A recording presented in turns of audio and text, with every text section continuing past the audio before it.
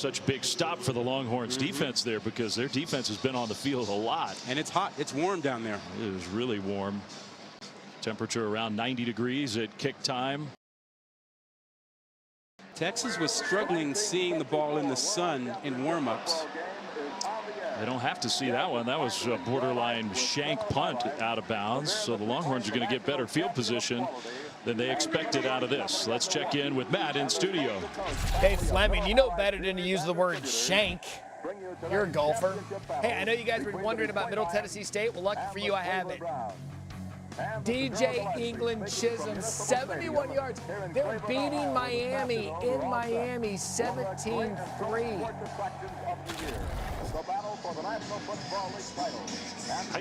Matt, it's just what I was wondering. How is Middle's right at the front of my mind? You know what I want to see? What? I want to see a shot of Mario Cristobal.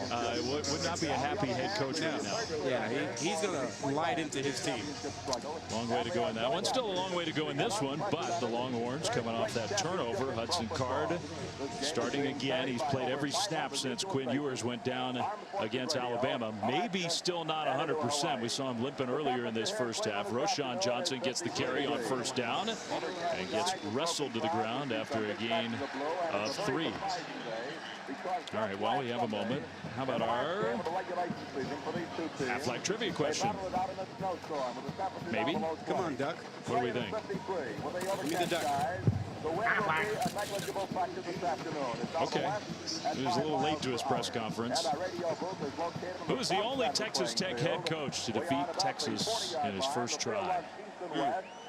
First crack at it for Joey McGuire. Johnson straight ahead. Man, is he a tough runner. If you say consensus Bijan Robinson's the best running back in the country, who's got a better backup than the Longhorns? I can't think of anybody. I mean, this is a guy who went from being a highly rated quarterback, recruited to Texas to be a quarterback, moved to running back, and you know what? He's going to be an NFL running back now. They call him the heartbeat of our team, the conscience of our team, the inspirational leader of our team. Roshan Johnson off the field. Now Bijan Robinson back out there, and they'll give it to Robinson, right side running, and he spins away. Bijan Robinson. You kidding me? To midfield. That's about as spectacular of an 8-yard run as you'll ever see. Everything designed to go to the right. It's clogged up, takes a hit, and still manages to get. Look, this is just a stretch play. It gets really solved defensively very well. How about just making a guy miss? And now this one, nobody was missing on that play, just totally blown up. Robinson in the backfield. That's a loss. Let's go down to Tiffany. Between both of Texas backs, Bijan and Roshan, you know, it's just so hard to bring both of them down. I talked to Roshan. He has 111 rushing yards after contact this season. The yak for Bijan is 250. They both have great contact balance, that ability to stay up after getting hit. Roshan called it one of Bijan's greatest strengths. He said it just does stuff normal people can't do. Very well said by Roshan Johnson, who's in the game on 3rd down and long. Card in the pocket, throws middle, and he's got his man complete for a first down and more. A good catch and run from Jordan Whittington. First down, Longhorns. Got him in the slot, and that's a little bit of a mismatch coming from our right to left. You see him wide open there. Listen, when you play defense, you're always looking for clues, and the offense will give you clues by formation, where they line up, where they do things. You've got the back here to the left, a little bit towards the outside. This usually means that he's not running the ball. He's usually doing something else. Maybe they've changed things a bit here. We'll see. Well, they play faked it to him. Yeah. Now a heave downfield. He's got Worthy all alone. Touchdown, Texas. They lost Xavier Worthy, and that's at long last his first touchdown catch of the year. First touchdown catch by a Texas receiver this year. Listen, when you get a formation like this and you go, oh wow, okay, they're doing something different, you have to find your big threats. No one put eyes on Worthy. He is the most dangerous receiver out there. Great play design by Texas. Way to lull them to sleep, but Texas Tech has got to know, if there's one guy you got to have your eyes on, it's number 8. Extra point is up and good. 6 plays, 69 yards. And the Longhorns regain the lead here in Lubbock with 6:07 to go until halftime. Worthy. Speed kills, so does deception. In the end zone now, and all of a sudden, yeah, bring on the hate.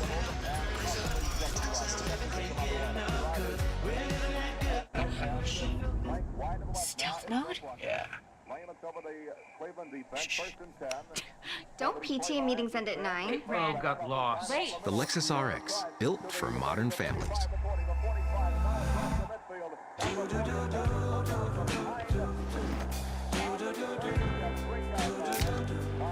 I've got that blue sky. I've got that sunshine. This letter is for you. From what I hear, you're supposed to be the next Tom Brady. You're not the next anybody. You're the next you. Sincerely, Tom. Hey, sweetie, I'm not seeing the life jackets. Well, you said you packed them. No, you packed them. No, you packed them. You said I won't forget to pack the life jackets. To pack the life jacket. This What Really Happened replay is brought to you by Progressive. One thing no one would challenge, protecting your home and auto with Progressive. You know, my favorite part was when you said, obviously, I won't forget to bring the life jackets. Ah, the fresh scent of delivering love in the morning. Plus the extra cash. Out comes Cleveland, first and 10 on its own 37-yard line. Graham is the quarterback. 3rd and 7 as he moved down to the 32-yard line. And that was an ankle-high tackle by Johnny Kissel. It's Len Ford and Carlin Massey at the end. Johnny Kissel and Don Colo at the tackles. Mike McCormick, the middleman on the 5-man line for the Cleveland Browns. Tommy Catlin, Walt Michaels, the linebackers.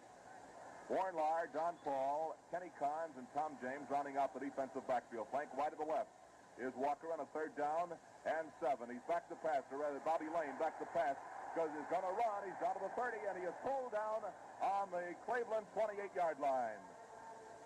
Len Ford on the bottom of the pile, getting up now. Helped out by Don Colo, the captain of Cleveland. 6'3", a 260-pounder. Shorter was running around, just put the brakes on and hit him right in the breadbasket there, and I think just knocked the wind out of him. At least we'll hope that's it. You have to come out for a play no matter. Yep. Again, decent protection. The combination of Richardson breaking the pocket, feeling the pocket like the touchdown pass and moving around has given good protection to him. Just the one sack.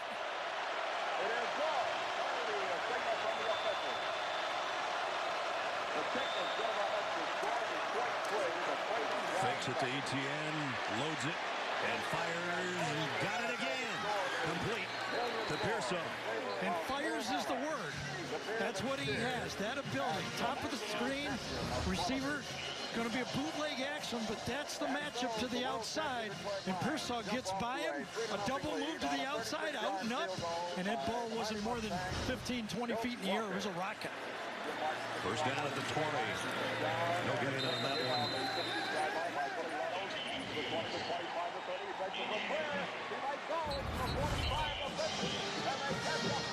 Billy Napier doing some coaching on Richardson over on the sideline when that last time out. And we saw many times, well, many, this year when he came back from interceptions, making key interception throws.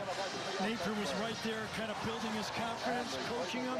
As he said, he's early in the system. It's a new system, and he hasn't had a lot of experience. Second down and 10. That ain't working. Motion everywhere. Yep. That looked like some kind of a trick play, and it tricked Florida. Offense, number 18. It might be loud here, but Billy Napier was trying to communicate to his whole team that time, and he was not happy. Look at this. They look, the tight ends think there's going to be a shift, and that was not good. They called it on Xander's 18. They could have called it on about 3 different guys. There were 4 people moving on that play. Now you're behind the chains, 1st and 15. Second and 15, excuse me. Yeah, short running game on first. Now they do shift the 2 tight ends from one side to the other. And they they go with a straight handoff. ETN got popped. He got about 3 yards before he's buried under a sea of orange. Again, the running backs have not been able to gash him. They've been effective all year. They don't throw to the running backs much, this Florida team. Only 4 completions all season, and none so far today. That used to be a staple. Totally. Yes. 3rd and long. They need to get to the 10-yard line.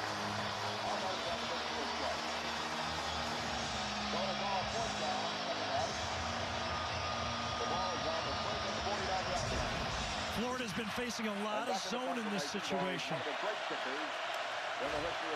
Again. Richardson, plenty of time. Across the middle of the 1st down inside the 10 to Trent Whittemore again. When you have a quarterback that can run the ball. Right, and you only need one. That's the other thing. You only need one person to want it so badly to pay a lot more than anyone else. But it's an interesting. There might be a double penalty on this 7-yard line. Trevor Etienne is the younger brother of Travis of the Jacksonville Jaguars, former Clemson star. Have you messed that up yet today so far? I just had to get that out, so I thought I'd you got it. Get rid of my own jinx right there. Florida substitutes, so Tennessee is allowed to have a late substitution. 2nd down and goal. Ball just inside the Volunteers' 7-yard line. Florida trying to answer Tennessee's touchdown with one of their own.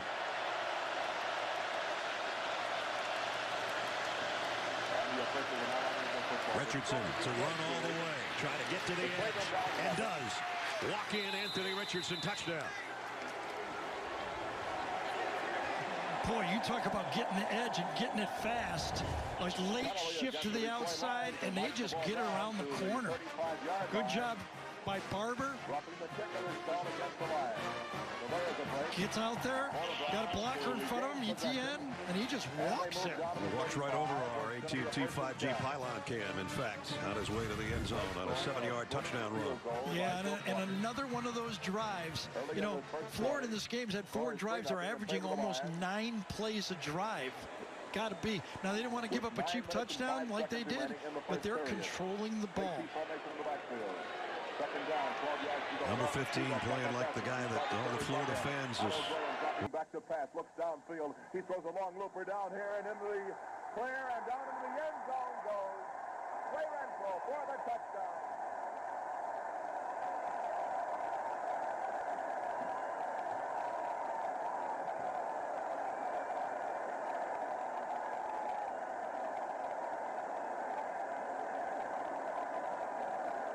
Beautiful looping pass from Otto Graham to his left halfback, Ray Renfro, who had gotten behind the 2 pass defenders on about the 7-yard line. And it was easy for Ray to scoot into the end zone. The score is 6-3 in favor of the Cleveland Browns. And now Lou the Toe Groza will try for the extra point. Holding is Tommy James. James kneeling down to the 9-yard line, waiting for the snap from center. There it is. The ball is placed. The boot is up in the air. This one is good. And so the score stands, Cleveland 7, the Detroit Lions 3. So 1st and 10 Longhorns. We asked our Afterlife trivia question. How about the answer? The first Texas Tech coach, there's only been one to win in their first try against the Longhorns. And the answer? You got a guess, Rod? I'm going to guess Mike Leach. I know it's wrong. Oh, David McWilliams. Oh. Of all the famous head coaches in the history of this program, no offense to David, but not the biggest name on that list of former head coaches here in Lubbock. Bijan Robinson with the carry for the short gain. Now remember, Bijan Robinson has been great out of the backfield too. So if you're Texas Tech and you're thinking defensively, hey, what do we need to be concerned about? Get the clues from the formation. Where is Bijan Robinson? If he lines up over the tackle, he's usually sneaking out of the backfield. If he lines up, see, he's a little bit wider here. This usually means he's getting outside. There he goes. 2nd down and 9. Card steps up. Card, who does have the ability to scramble around the corner, shoved hard out of bounds. That was a legal play, but man, he went flying. You know, formations will tell you a little bit to help you out defensively. You know Robinson is on the edge. You know it's a pass play then. And you know your pressure's coming. You act accordingly. Good job by Card, recognizing he had nowhere to go with the ball on now a 3rd and short. This has got to be some more Bijan time, right? Xavier Worthy is limping again. So Xavier Worthy's going to sit out this 3rd and 1 play. Wildcat. Yeah, you got both Robinsons in the backfield, and they're going to keep it with Roschon, who spins away and got close. Wow, Texas Tech had a chance to stop him in the backfield for a loss of several yards, and great effort by Roschon Johnson. I don't think he got there, but he got close. Yeah, and he did great just to get it close. They're going to go for it. Times have changed, man. Coaches love going for it on 4th down. This is 4th and really short. Maybe a foot. There's one thing you have to remember. When you lose the ball in your own territory and a turnover or downs, that's a turnover. They direct snap it. High snap. Johnson will, I think, get there. He got shoved backwards, but they did, I believe, get the first down. Roschon Johnson, who part 1 of that conversion was just taking that snap. Barely. You know, I'm fascinated by the 4th down decisions because, you know, coaches always talk about, hey, most important thing, not turning over the football. But if you turn over one in your own territory like that, that's a turnover. Here's the counter argument. We're big, we're strong, we got this offensive line that's growing, we got the best running backs in the country, we need a foot. Yeah, get it on 3rd down then. No, I'm with you. I hear you. I like that they go for it on 4th down. I'm just saying it's a risky deal. Card going deep right side. Worthy back in the game. Worthy can't catch it. I don't know if it got tipped away at the last minute by Dunlap or what. Incomplete. He's got to come down with that one. That's what I thought. But yeah, he's to the right side, and Williams holds him up and doesn't let him get to his spot.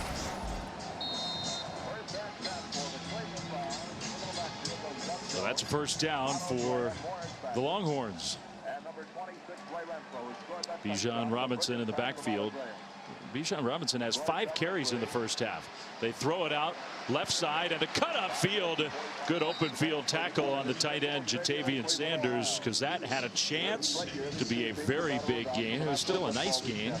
6'4", 242-pound sophomore. Time out. Texas Tech, they're second to the half, 30 seconds in lane. Texas Tech's going to use a timeout on defense. Final minute here of this second quarter. Longhorns with the 3-point lead and the ball. So while we have Jacob Warren. So Hendon Hooker's a basketball player, and that's just like playing point guard right there. He's dribbling down the court. Watch, he dribbles to his right. He draws the defense, keeps his eyes downfield, and should have used the bounce pass. Almost was a bounce pass. That's the only part he didn't do right. Yep. To get it to number 87. Be a 50-yard field goal from here. They're going to go for it on 4th down. 4th down and 8. Got to get all the way to the 25.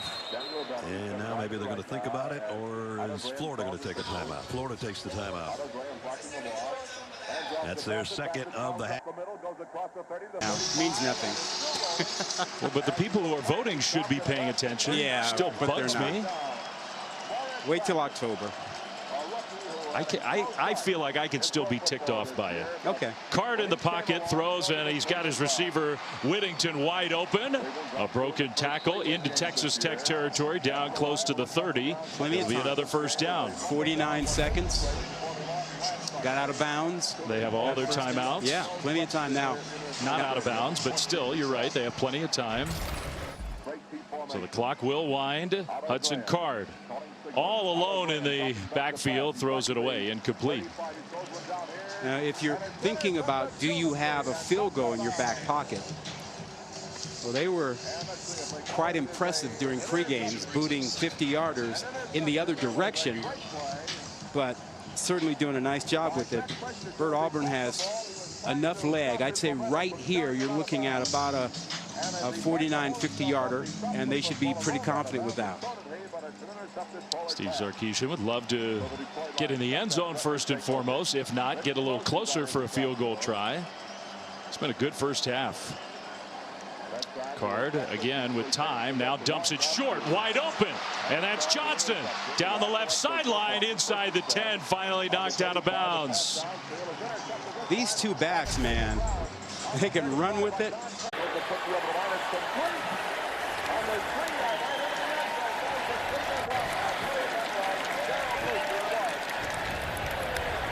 Really good drive by Notre Dame offensively. Finishing it off with Estime. There's that split flow zone. Showed up. Really nice job on the left side, Alt, and reared in the freshman tight end, just mauling North Carolina defensively. For Henderson. So remember, he ran the ball right up the middle on one of those plays, took it out, and kind of seemed a little uncomfortable before that fourth down play pass, and this time he heads right to the 10. Favoring his right shoulder, or maybe just his sternum. I don't know exactly. He was knocked out of last year's game. That's right. We mentioned that earlier. Doesn't want to get knocked out of this one.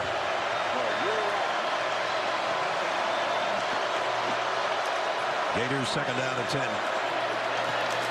Well, the running game has been nothing. That was really circled by this defense coordinator, Tim Banks, said we got to stop those running backs. If they're going to run it, we want number 15 to run it. He has, right, and it's been successful. But if you give him a two-fisted running game, that defense will crack. Latrell Bumpus comes off after making that big stop. And now it's going to get loud again. Third down and 10. Let's see if the Tennessee pass rush can clean up the quarterback, who's been so good at feeling that pass rush, both scrambling and finding the receiver after he moved up. They're coming after him. A stunt up front. Richardson throws complete. First down to midfield. Stepping out at midfield, I thought, was Justin Shorter, but he did get the first down. So how about this Florida offensive line? It's a veteran offensive line. They sift to the right side, pick it all up. Number 15 feels the pressure from his right, just slides. I was just going to say. Slide, and throw. He did it perfectly. Working together with his line. He knew where the pressure was coming, and he bought him some time. First down back in Tennessee territory for Florida at the 49. Tough for that Tennessee defense. Last drive to the touchdown, they converted 3rd and 12. That one was 3rd and 10. Richardson again steps up in the pocket a little bit too far in front of Pearsall. Yeah, that was a nice job. Again, moving up in the pocket, just a bit high. I would not call that inaccurate, though. No. Could have been in the perfect. Pocket, steps up, throws, floats it, and off the fingertips of his intended receiver at the 45-yard line, who was by himself. He went like a center fielder over his head and had the ball go off his fingertips. And unable to come up with the ball is Antoine Green. A lucky break for Notre Dame, because if Green had caught that one, it was him and Houston Griffith between the goal line. I don't know if Griffith wins that one. Antoine Green has missed this season with a collarbone injury. First time back, second down 10. May in the backfield, throws way low, incomplete at the 25-yard line. His running back, DJ Jones, flared out of the backfield and had the ball just fired at his feet to bring up 3rd down 10. The clock is stopped with 2:28 until halftime. And Notre Dame leads North Carolina here in Chapel Hill 21-14. Isaiah Foskey has been getting closer and closer as Drake May has been throwing the football. Huge time for a sack right here. And give your offensive ability to score again. See how many rushers the Irish bring here on 3rd down and 10. They come with 3. May stands in. Lost one down the far sideline. Incomplete on the 30-yard line of Notre Dame. Howard Cross, top Ryan, more of a line drive. He threw it about 50 yards, and it was just a little bit too much. It falls incomplete on the Irish 30-yard line. Well, an excellent play, too, by Cam Hart. Didn't get the penalty, but had his hand up to distract the receiver just enough for the ball to roll over Green's hands. And we will be the place to talk about it on Monday morning. Antoine Green had a shot at that one. Would have been a tough catch, but off his fingertips. 3rd time he's had a chance to catch a ball and dropped it. Again, this is his first action of the season. He's missed it all with a collarbone injury. The punt almost blocked, but it's a good spiral to the 25-yard line. That's where Brandon Joseph signals fair catch and hauls it in. Punt of 49 yards. Okay, so Notre Dame leads 2:15 until halftime, Ryan. 21-14 over the Tar Heels.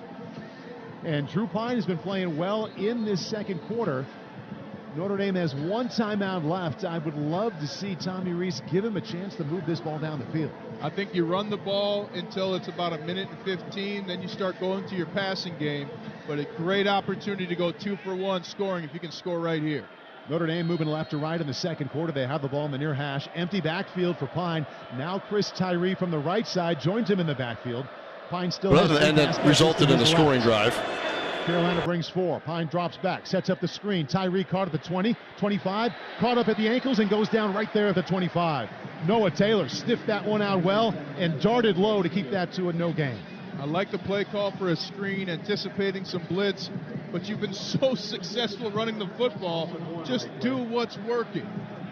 Yeah, they've been running the ball very well in this second quarter. Second down 11. Pine throws near sideline. Braden Lenzy behind him, goes out of bounds. Caught the out route at the 32-yard line. Spun around to grab it, went out of bounds. Gain of 6. 1:44 left until halftime. They will start that up again when the officials are ready. Notre Dame taking kind of a half huddle. Carolina runs in 4 new defenders. Notre Dame now huddling up. They got to get third down and 4. They got to get this first down, otherwise you're giving North Carolina another opportunity. They got 3 timeouts.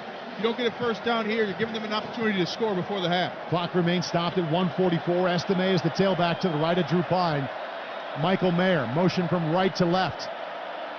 Trio of pass catchers now to Pine's left. Here comes the blitz. Stands in over the middle. Mayer, great catch at the 40. Went behind him to get it. Barrels across the 45 and out to the 47 on the near hash. Tony Grimes, the corner, got him. But reaching behind him to catch it middle of the field was Mayer for 15 yards. Huge throw. Great job by Josh Lugg, right guard, taking 2 defenders. 1:30 and counting. Pine, shotgun, throws near sideline. Out route, completes. Short gain to Braden Lenzy. Second time he's brought that route in on this drive. Just inside of Carolina territory. They mark it at the 47-yard line. Clock stops with 1:28 left. Notre Dame leading North Carolina 21-14. They're now operating just inside of Tar Heel territory. There you go. Okay. Nailed it. On the 47-yard line. North Carolina, first charge timeout. Timeout will be 30 seconds. Defense is wiped out. They are exhausted, and they've got another half of football to play. Time to put the pressure on. I like a run right here, Paul, for the first down, then start airing it out. Notre Dame started out here in Chapel Hill with a struggle. They didn't score in the first quarter. North Carolina took the ball down the field, and on 4th and goal from the 4, freshman quarterback Drake May hit Josh Downs, playing for the first time since week 1 for a touchdown, and it was North Carolina 7-0. On Culver, weekday mornings from 7 to 11 Eastern. Came alive, but come alive they have with 2 touchdown passes in this quarter. One from Pine to Mayer, one from Fuel Pine system to Stiles. cleaner. Estime also has a 1-yard touchdown run. So those 3 touchdowns in this quarter have Notre Dame on top of Carolina 21-14. And the Fighting Irish on the move once again. Second down 5 from the North Carolina 47-yard line. They have 1 timeout left, and there's a $1:28 until halftime. Logan Diggs in the backfield with Pine. He has 3 pass catchers to his left. The one closest to him is Michael Mayer. Mayer has 5 catches for 58 yards. Pine waits for the shotgun snap. There it is. 4-man rush, stands in the pocket, stands in, throws deep down the near sideline. Too much. Incomplete to the 5-yard line. Braden Lenzy was running. He had 2 Tar Heels near him. Would have taken a perfect touch pass. The ball was put out in front of him a couple yards too much, and now we have 3rd down and 5 on the 47. Just a tough miss right there, but because of your run game, you got a 3rd and 5 option here. And Braden Lenzy jogging off the field. So now you got Deion Colsey coming in for a huge 3rd down here. All right, 3rd and 5, near hash, moving left to right. Pine has 2 wideouts to his left and to his right. The one inside to his right is his favorite target, Michael Mayer. Pine looking over to his sideline. 4 seconds up in the play clock. Got to happen quickly. 2, 1, there's the snap. Inside give to Diggs across the 45 up to the 40. First down, Notre Dame.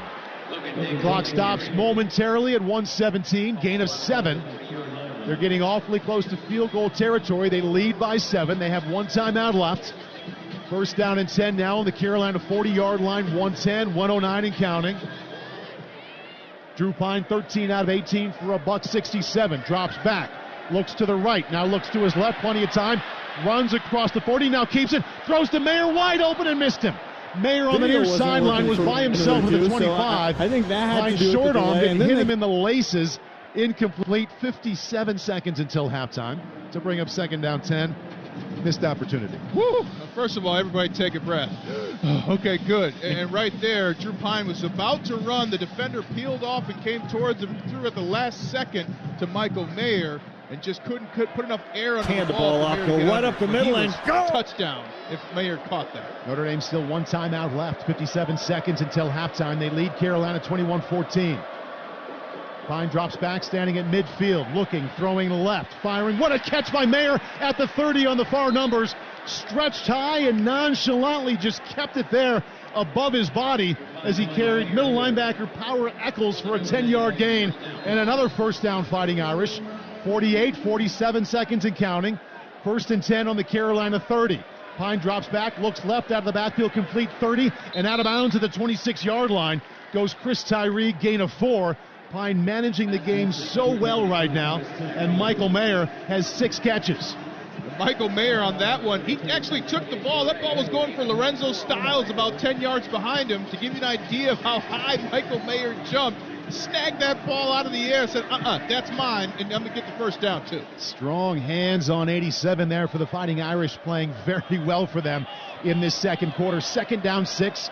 39 seconds until halftime. Check that, the 23. First down, Volunteers. Shamar James on the tackle. Quick snap. Hooker throws right side. Caught by the tight end Fant to the near sideline. That was to the right side. Dean bottles him up quickly. Timeout. It's a gain. Charge timeout that they have. It's a gain of 4 on the play. Timeout called by Tennessee with 30 seconds on the clock. If anything, Tennessee using these timeouts has allowed Florida to reset defensively. Yeah, I believe they have 1 timeout left, 30 seconds. I've never seen how fast they go in person. It's incredible. They're faster than they were a year ago, which makes sense. This is the second year under Josh Heupel.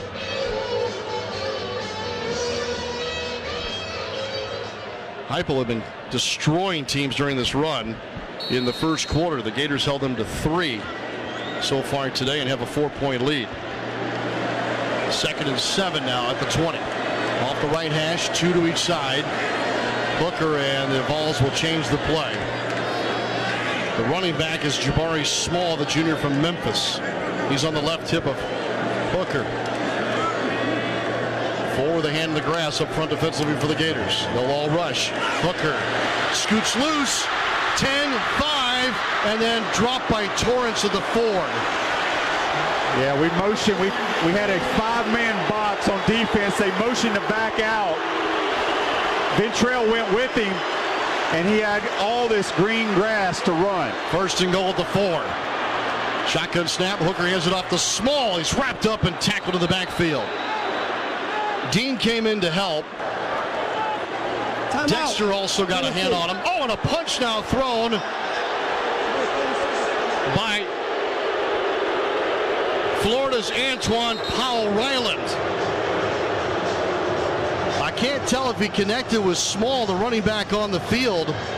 Don't see a flag, and Tennessee calls their final timeout with 17 seconds remaining in the first half. You know, in basketball, you'd say, oh, they're letting them play. Well, I don't What's see the any football flags. equivalent of that? I don't. There are no flags. Well, there's 3 plays here that could have drawn a massive flag, and we haven't seen it from this crew. They're letting them play. And it is getting really chippy here between the Gators and the Vols. Second and goal at the 3. So no timeouts. You can't call a run play here. It has to be a pass play. McCoy is wide left. Keaton wide right. Looks like the ref's telling these dudes to calm down. Boy, this is like a pre-fight weigh-in coming out of the timeout with everybody at the line of scrimmage. Tennessee will break a half huddle here and bring in Keaton tight right side with a tight end. Shotgun snap from the 3. Fake the handoff, lob it up over the top. Flag down as the ball hit the goalpost on the throw by Hooker. They're going to call pass interference or holding on their eligible receiver in the end zone. There it is on the replay. Holding. Defense, number 2. Half the distance to the goal. Automatic first down. I think it's Jadarius Perkins, actually number 27, not number 2.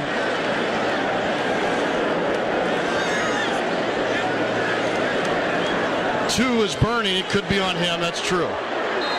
Half the distance puts it at the 2. First and goal.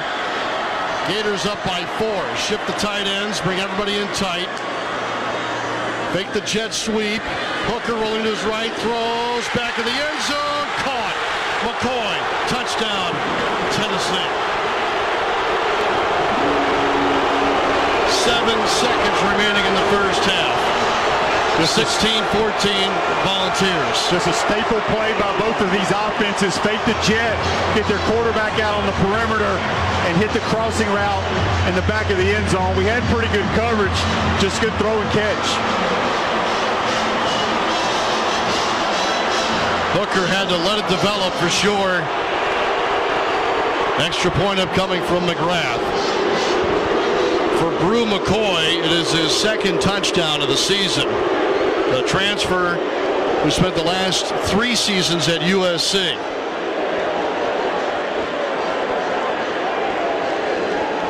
The punter Brooks to hold. And the extra point is good.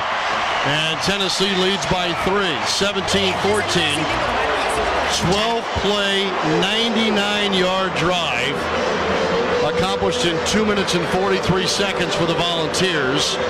Hendon Hooker, 14 of 18, 248 yards. And the touchdown pass is his 7th of the season. The Virginia Tech transfer is as advertised and has a rating. Sometimes you just have to admit when you know what you don't know. And I know. I got Park Hill and West Valley covered on Tuesday. At Marie.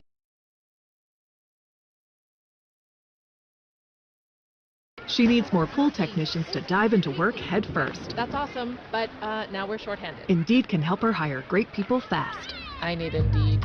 Indeed you do. We instantly connect you with quality candidates whose resumes on Indeed match your job description.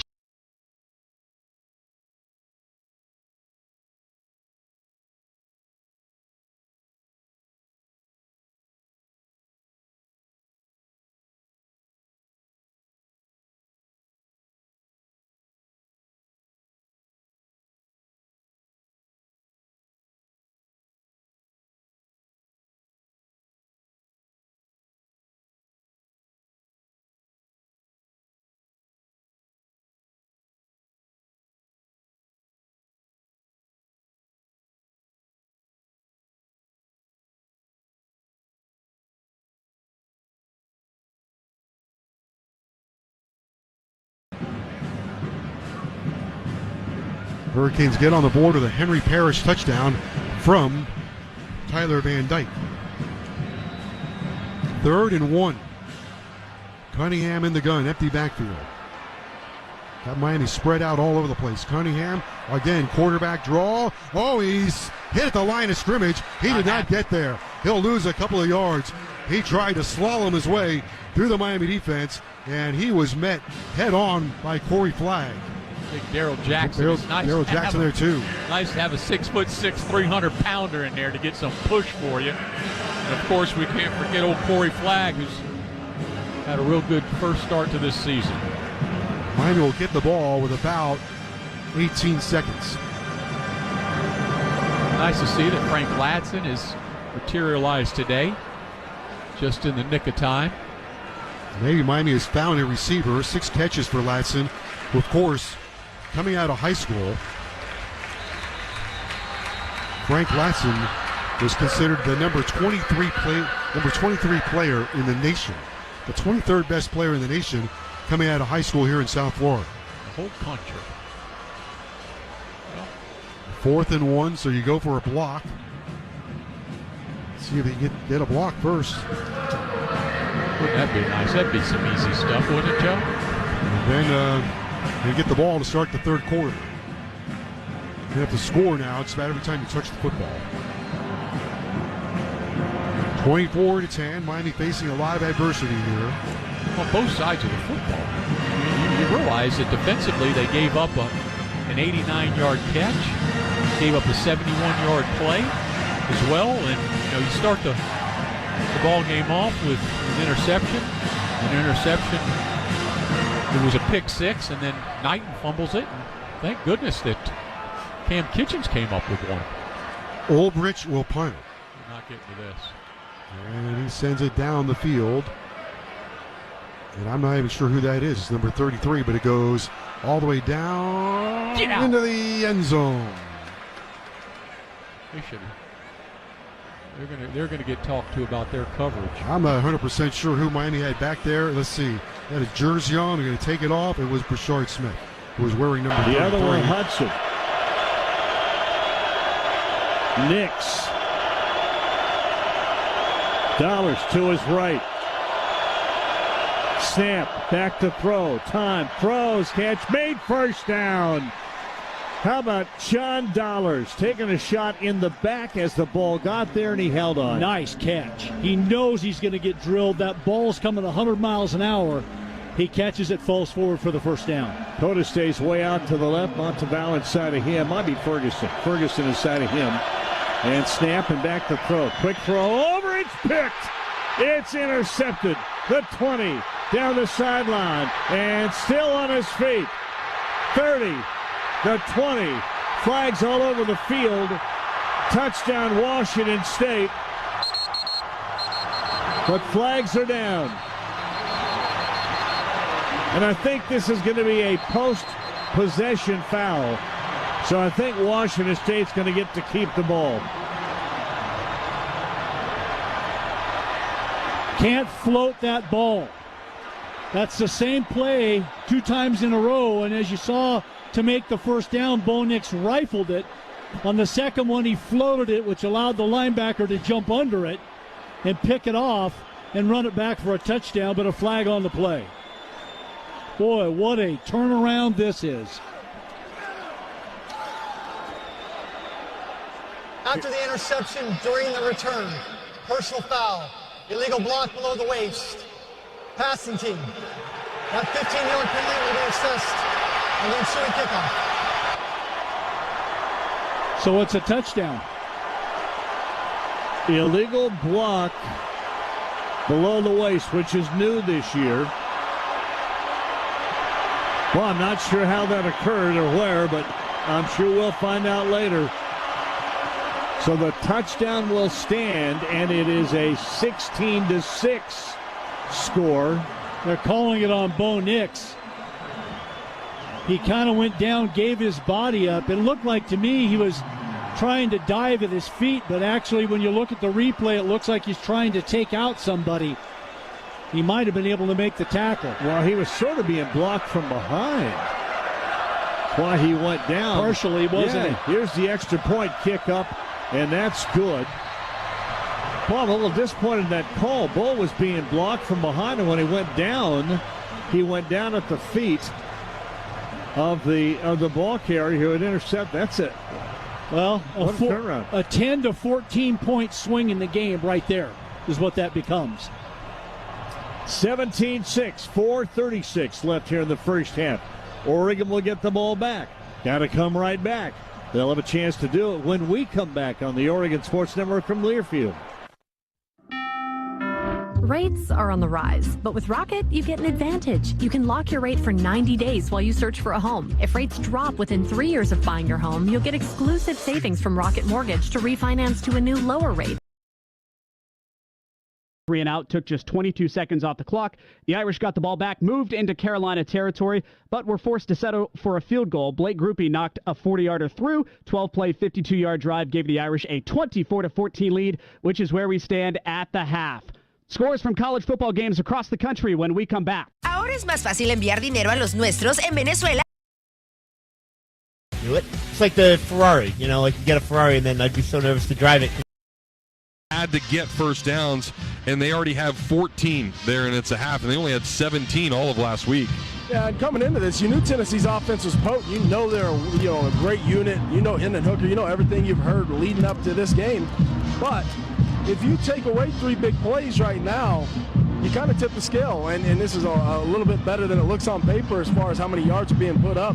If I'm Florida, the biggest key factor that I'm talking about right now in this locker room is we've got to play discipline. We've got to be able to do our assignment, do our job, and if one of us falls at one point, like you saw that big play, that's a game-changing play in terms of momentum. Florida goes off the field right there and gets them off the field after a 3rd down. That's a huge momentum swing in a favor on the road, and that's hard to do. So you got to take advantage of those situations. 5 different Gator receivers have 2 receptions, and then your boy Zipper, what a heck of a play that was to give Anthony Richardson his first touchdown. Yeah, the yards after catch big. Obviously tight ends, man, you don't get the ball that much. You got to make it worth your while when you do. So it's good to see Zipper get involved. You got, I think Sanders has 2 right now. Zipper's got 1 or 2. That big play, and that's exactly what you need. I mean, you got to grind it out. You talk about coach saying we're in the fight. That's exactly what it is. And you're going to have punches getting thrown back and forth, back and forth. The question is, how long can you keep fighting? Gators have tried to run the ball 13 times from their running backs. Not a lot of success at all. Just 23 yards between Etienne Johnson and Wright. But Anthony Richardson, we talked about getting him going on the ground, and he's certainly been able to do that. Has the touchdown, but 41 yards as well. Yeah, and you come out of the second half, what I'd like to see is obviously Tennessee's trying to make some adjustments to stop Florida's passing attack. I'd like to see nothing more but to have them adjust and really free up the run a little bit. But we're seeing a lot of 7-8 man box, seeing quite a bit of man coverage here and there, playing some pretty good zone concepts. And right now, Florida's receivers doing a pretty good job. What I'd like to see, and I've talked about it over and over again until I'm blue in the face, is on some of these deep shots that we're taking, find a way to close the DB off and get off the DB. Right, you get off that defender and find a way to free your hands and make a big play down the field. Gators trailing it at the half, 17-14 to the home team. Tennessee will take a break, come back, and tell you what the Gators need to do in that second half to get the lead and hold it, and see if they can win a big one here in Rocky Top. You're listening to the Gator Sports Network from Learfield. Hi, I'm Chef Justin Timoneri, Florida's culinary ambassador. If you've enjoyed preparing fresh from Florida recipes, then you're going to love the Fresh from Florida Club. As a member, you'll be able to search and save delicious recipes, create custom menus, and ask me your cooking questions. Each month, you'll also get a list of what's in season, so you can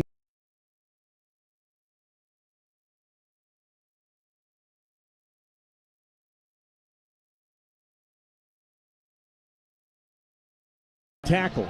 Yeah, it looked like it. Yeah, but Jarrett Kingston sat in the middle, didn't jump anything, very patient as a linebacker, and made the play. 2nd down and 9, 4:15 remaining. Whittington still in the backfield. Tight formation, 3 receivers grouped to the left, 1 alone to the right. And Nix hands it off again. There's the crease, and there he goes. Got some speed, gets the first down across the 40, all the way out to the 43-yard line. Boy, Oregon's offensive line's doing a really nice job on they're opening big holes. I mean, if not for Jaden Hicks, 25, the safety, Oregon would have some even bigger runs. He's making big open field tackles 20 yards down the field, but Oregon really doing a nice job along the offensive line. -1 turnover. Cota alone to the right. 3 receivers all grouped tight to the left. Nix. I don't know how Chase Cota? I don't know how Chase Cota is catching that ball with a club on his hand.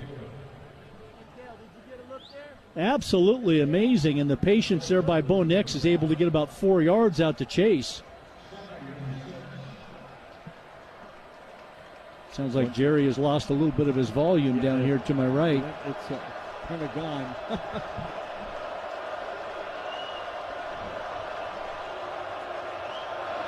Get a different headset here on 2nd down and long. Next steps up, wants to go deep. He's got it. Catch made, out of bounds at the 10.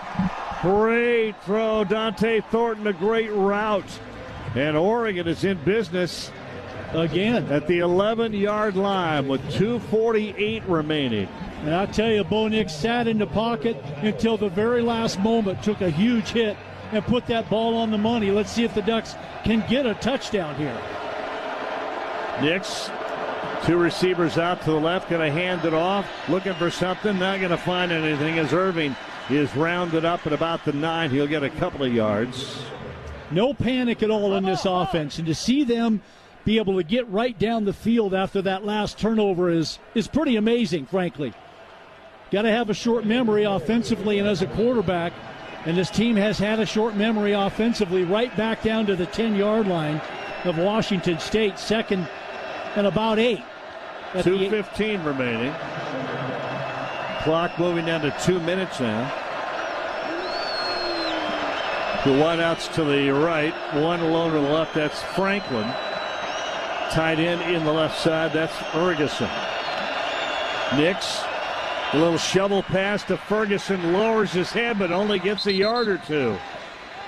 Set up pretty well, but you could just see the team speed of the defense to be able to rally to Terrence Ferguson on that shovel pass to the inside. Looks like Oregon's going to call a timeout. Nope. Washington State will call the timeout. Game clock operator, please restore the game clock to 1:43. Boy, Jerry, what a response by this offense. You hate to see what happened on the last drive. It just makes you sick to your stomach. As good as Oregon's offense has played today, to see a takeaway deep into Washington State territory that turns into a touchdown for the Cougars. And what's Oregon do? Right back down the field, inside the 10 to the Washington State 8-yard line. Third and about, 6 would it be? Yeah, I'd 7? say 3rd and 6. They get a first down to the 1-yard line. The ball is at the 11. I beg your pardon, the ball is at the 8. One thing you can say is once you've gotten inside the 10-yard line today, this Washington State defense has become a different defense. Oh, you can't go outside on them. You can't go up the middle. So Franklin will go out wide to the left. Cota, the inside receiver, to the right. Outside of him is Chris Hudson. Tight end is Ferguson in the H-back spot to the right. And Sean Dollar's the running back on 3rd down. And about 6. Nix. Snap from center. Steps, throws, Dollars. Nope. Loses back to the 11-yard line. Holy cow, how good is that Washington State defense in the red zone? Boy, have they been today. Not only in the red zone, but inside the 10-yard line. They've been unbelievable because Oregon's been there multiple times today. And again, if you're not good, I think the thing is when you're not making good chunk yards on first down, they're tight. Getting yourself to a 2nd and 4 or 2nd and 3, then you've got to do some creativity on offense, and it kind of plays into the defensive speed of Washington State at that point. So come away with some points here. 17-6, 1:37 left in the half. 4th and 10, and going to line up for the field goal. Duck football brought to you by Jackson's. You could win 4 Duck football season tickets with Jackson's. Let's Go Rewards. Jackson's Let's Go Rewards could get you there. Jackson's Let's Go.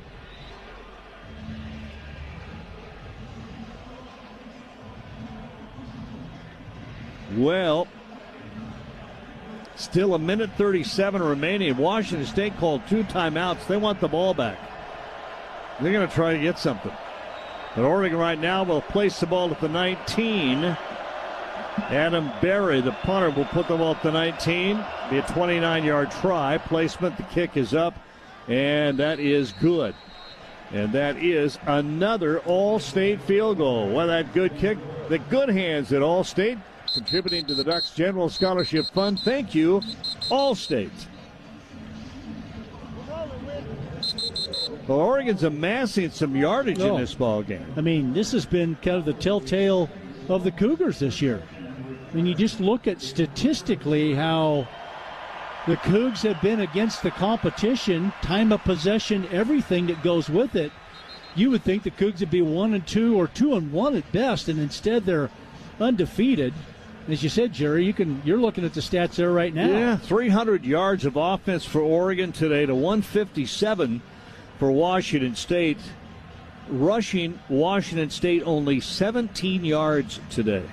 And Jordan Brenner's downstairs with our Toyota mic. Yeah, just thinking about it, this is a similar formula to the formula the Cougars used to beat Wisconsin at their place at Camp Randall. They were outgained offensively, but crucial turnovers in that game, and the Cougars took advantage. They have always been an opportunistic bunch. They have multiple turnovers forced in 13 out of their last 16 games played. Interestingly enough, they fumbled 5 times this year and lost all of them.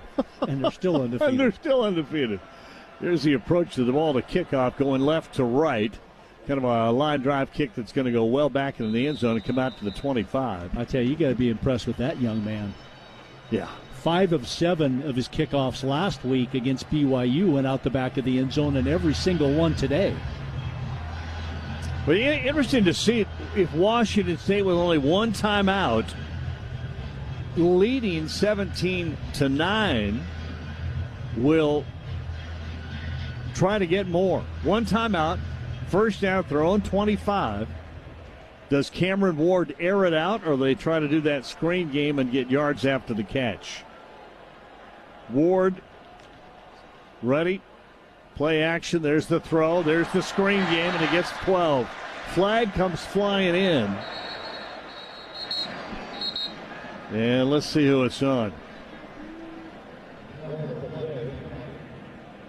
Kind of a late flag. Well, I wouldn't think that'd be a crackback, but Pass interference, offense number 6. This player was blocking downfield during the pass. 15-yard penalty. That's a rare pass interference penalty on a screen pass. yeah, basically like a pick play. Yeah. They sometimes call it, where the receiver, instead of running a route like you're trying, and guys are getting held downfield, by the way, too, but instead of running a route, you're just going over and blocking a defender, and that ball is being thrown downfield. If it's thrown behind the line of scrimmage, then there's a chance they're not going to call it.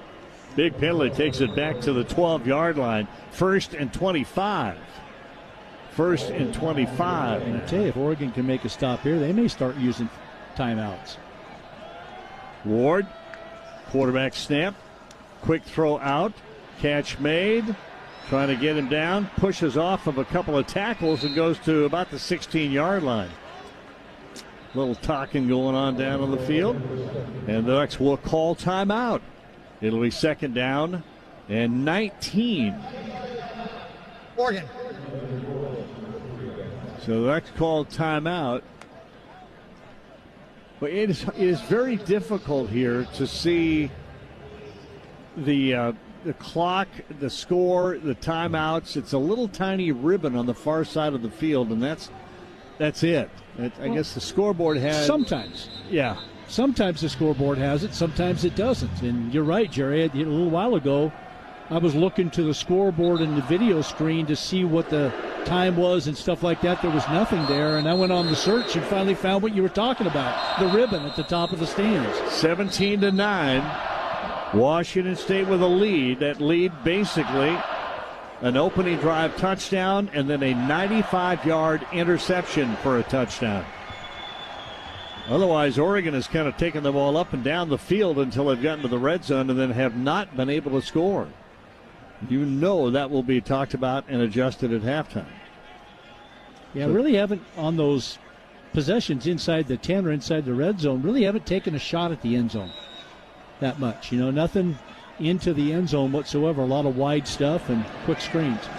Trips left for Cameron Ward, the quarterback, on 2nd and 19 with 1:18 remaining. Snap and hand it off up the middle, buried right away. 20, timeout Oregon. So that will, or should be, Oregon's last timeout. Charge timeout. Oregon. I think they had one on the board. They'll use it, and it goes away. So 1:13 remaining, 3rd down and 16. So if Washington State does not get a first down here, they very well may have to punt the ball away. Yeah. And the Ducks would have a chance for a return. And yeah, it's an important 3rd down. Yeah. And it's an important 3rd down that if you can make the stop, yes, you do get the ball back with not, maybe inside right around the 40-second mark. But if Washington State can make a first down, be ready for things to speed up too, because they've got some timeouts left, and there'll be at least a minute left, and they'll go into 2-minute offensive mode. Going to send a big wide receiver to Sean Stribling out to the left. Inside of him, Bernard Bell, and they'll go 2 receivers to the right, Donovan Ollie and Lincoln Victor. So 4-receiver pattern, running back in the backfield. Appears to be Jalen Jenkins to the side of Cameron Ward. From his own 19, 3rd down and 16. Snap and hands it off. Big hole. Outside, almost gets the first down. Finally wrapped up, but not before he goes to the 30. It's going to be 4th down at about 4. And almost a flag downfield about 50 yards away. 2 players were going at it. Clock continues to run with 49 seconds remaining. And Washington State will come in and punt it away. 4th down and 5. That was almost broken out for a first down. It was, huh? Clock down to 31. The play clock at 6. Washington State still getting set. Ready, snap made, and penalty flags will fly. I don't think they beat the play clock. They got procedure. They had people moving. So back them up 5 yards. That'll help a little bit. It just means that Nick Haber, who averages 43.5 yards a punt. Ball start. Offense. All offensive players were not set prior to the snap. 5-yard penalty. Still 4th down. Haber will be in effect getting the foot into the ball somewhere around the 10-yard line. Field it cleanly. Yeah. That's your first goal. Chris Hudson is deep, standing at about his 30. So he'll have a chance with 21 seconds remaining. Fair catch it, hopefully. Turn or return it. And movement again. You should never defensively be offside. Ball start. Offense, number 3. I thought maybe they 5-yard called. penalty. Still 4th down. I thought maybe they called Dante Manning for drawing their outside receiver offsides, and I thought that should never happen on a punt. So back him up to the 21-yard line, and now Haber will be punting from about his own 6-yard line. And Hudson's up to his 35. Nobody moves this time, and he gets a foot into it. Not very deep at all. Fair catch called for, taken by the other man, 7 McGee. So Oregon had two punt return guys back. I saw Hudson. I did not see McGee on the other side. Yeah, they just want to make sure in that situation, Jerry, that the punter can't punt it to the opposite side of the field where the clock runs, nobody can catch it or field it, and then their half runs out. Now, 14 seconds. I don't know how creative you can get offensively here. Don't want to maybe be taking many chances to put the ball in Washington State's hands, and they're playing prevent defense anyway, so I wouldn't doubt it if they hand it off here and see what happens. Franklin Hudson and Cota all come out to the right. And the tight end to the left side, Ferguson. And Nix on first down at his own 39. Snap, back to throw, 3-man rush, steps up. Now going to run. We'll go to the side and run out of bounds at the 45-yard line. Going to use most of that, 14 seconds, half of it. There's 7 seconds remaining. Pretty tough to find somebody open downfield when your opponent is playing prevent defense and has more guys on defense in the secondary. This time hands it off. Wright trying to wiggle, can't get along the left hash forward for a move inside the 5, but this might be a first down. It is. It's going to be 1st and goal, Tennessee at the 7. Got just enough. Ventrell Miller makes the tackle.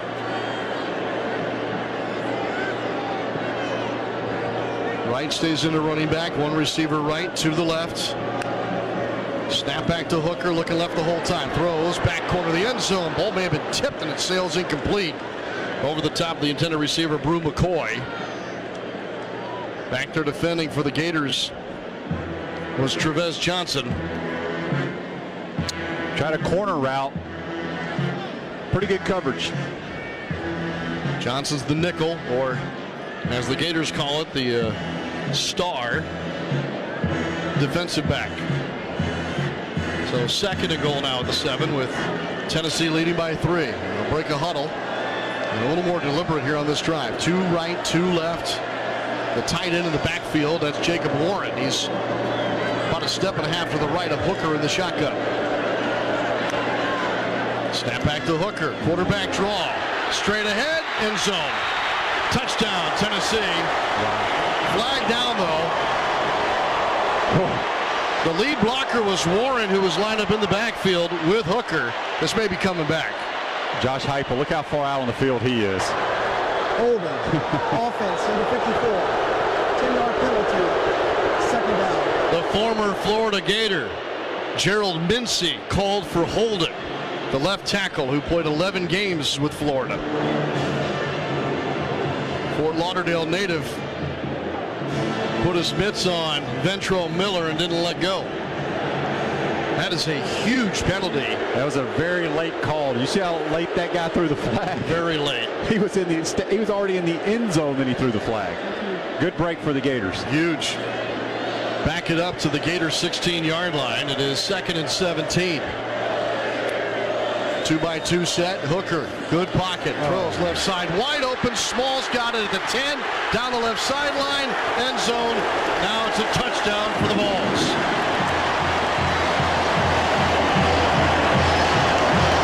Had to be a busted coverage. I mean, there was nobody near him in the flat. Here's the replay. Birdie backpedaled along the hash marks and never broke to his right. Jabari Small with his 4th touchdown of the year, his first as a receiving running back. 23-14 Volunteers. 5 runs, 5 pass plays on the scoring drive. McGrath for the extra point. It's good. And the Volunteers have a 10-point lead, the only double-digit lead on either side, as we head for a timeout. 12:08 to go in the 3rd. Volunteers strike first in the 2nd half. They lead at 24-14. This is the Gators Sports Network from Learfield. Road trip memories are made on the side of the road. So dust off the grill, stock up the cooler, and throw on your favorite game day jersey. Because we've teamed up with the Florida Gators this season. Your favorite destination station that you never knew. Or I know.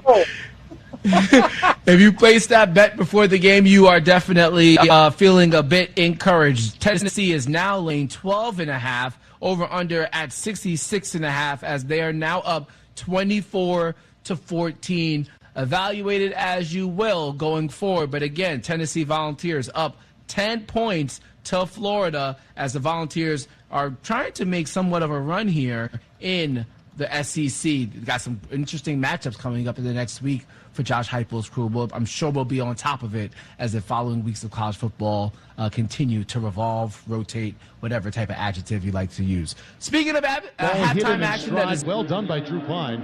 Gain of 11 yards. Excellent protection by the offensive line, and Drew Pine catching the ball, his back foot hitting the ground, letting the ball go. He is in rhythm and seeing the game the way that he hoped he would since he started as the quarterback for Notre Dame. Terrific numbers in his second start. 19 out of 26, 248, 3 touchdowns. 2nd and 4 from the 10-yard line, moving left to right, ball in the near hash. 3 pass catchers to his left, looks that way, now comes back to his right, throws to the end zone to Mayer, fade route, he jumps for it, did not catch it. 5 yards deep in the end zone on the near sideline here, went up, did not come down with the ball. Storm Duck, 6-foot corner for Carolina, mismatch for the Tar Heels. He couldn't quite bring that in. Yeah, I think they might review this actually, because Michael Mayer caught it and he landed, part of it landed inbounds. This will be interesting. Rolling on the field, it's an incomplete pass. The play is under further review. And why not use that challenge if you're Marcus Freeman? Give your guys a little extra time to think about what they want to do offensively. But I think this is going to be a catch. We're going to watch the replay. And a telltale sign in a visiting stadium is they do not show the replay on the screen. They have not shown it. I think that's going to be a catch. Michael Mayer just ripped the ball out of the hands of Storm Duck. So 1 foot is definitely in bounds. Definitely? So it was on the near sideline. Drew Pine threw that back shoulder fade to Michael Mayer, 5 yards deep in the end zone along the sideline. He jumped up high. Toes down in bounds. Toe is down in bounds. That right heel is flirting with the white of the out of bounds there, Ryan. And then there's the question, did he maintain possession? Because Duck has his hands in there into the framework of Big 87's body trying to rip that ball out. I don't know. It's going to be close, and at the end of the day, it might not be enough. Further review, the ruling on the field is confirmed. You know, I like that Marcus Freeman challenged it, though. That tells your guys, hey, I believe in you. And gives you, again, a little more time, catch your breath. Hey, what do we want to do here on third down?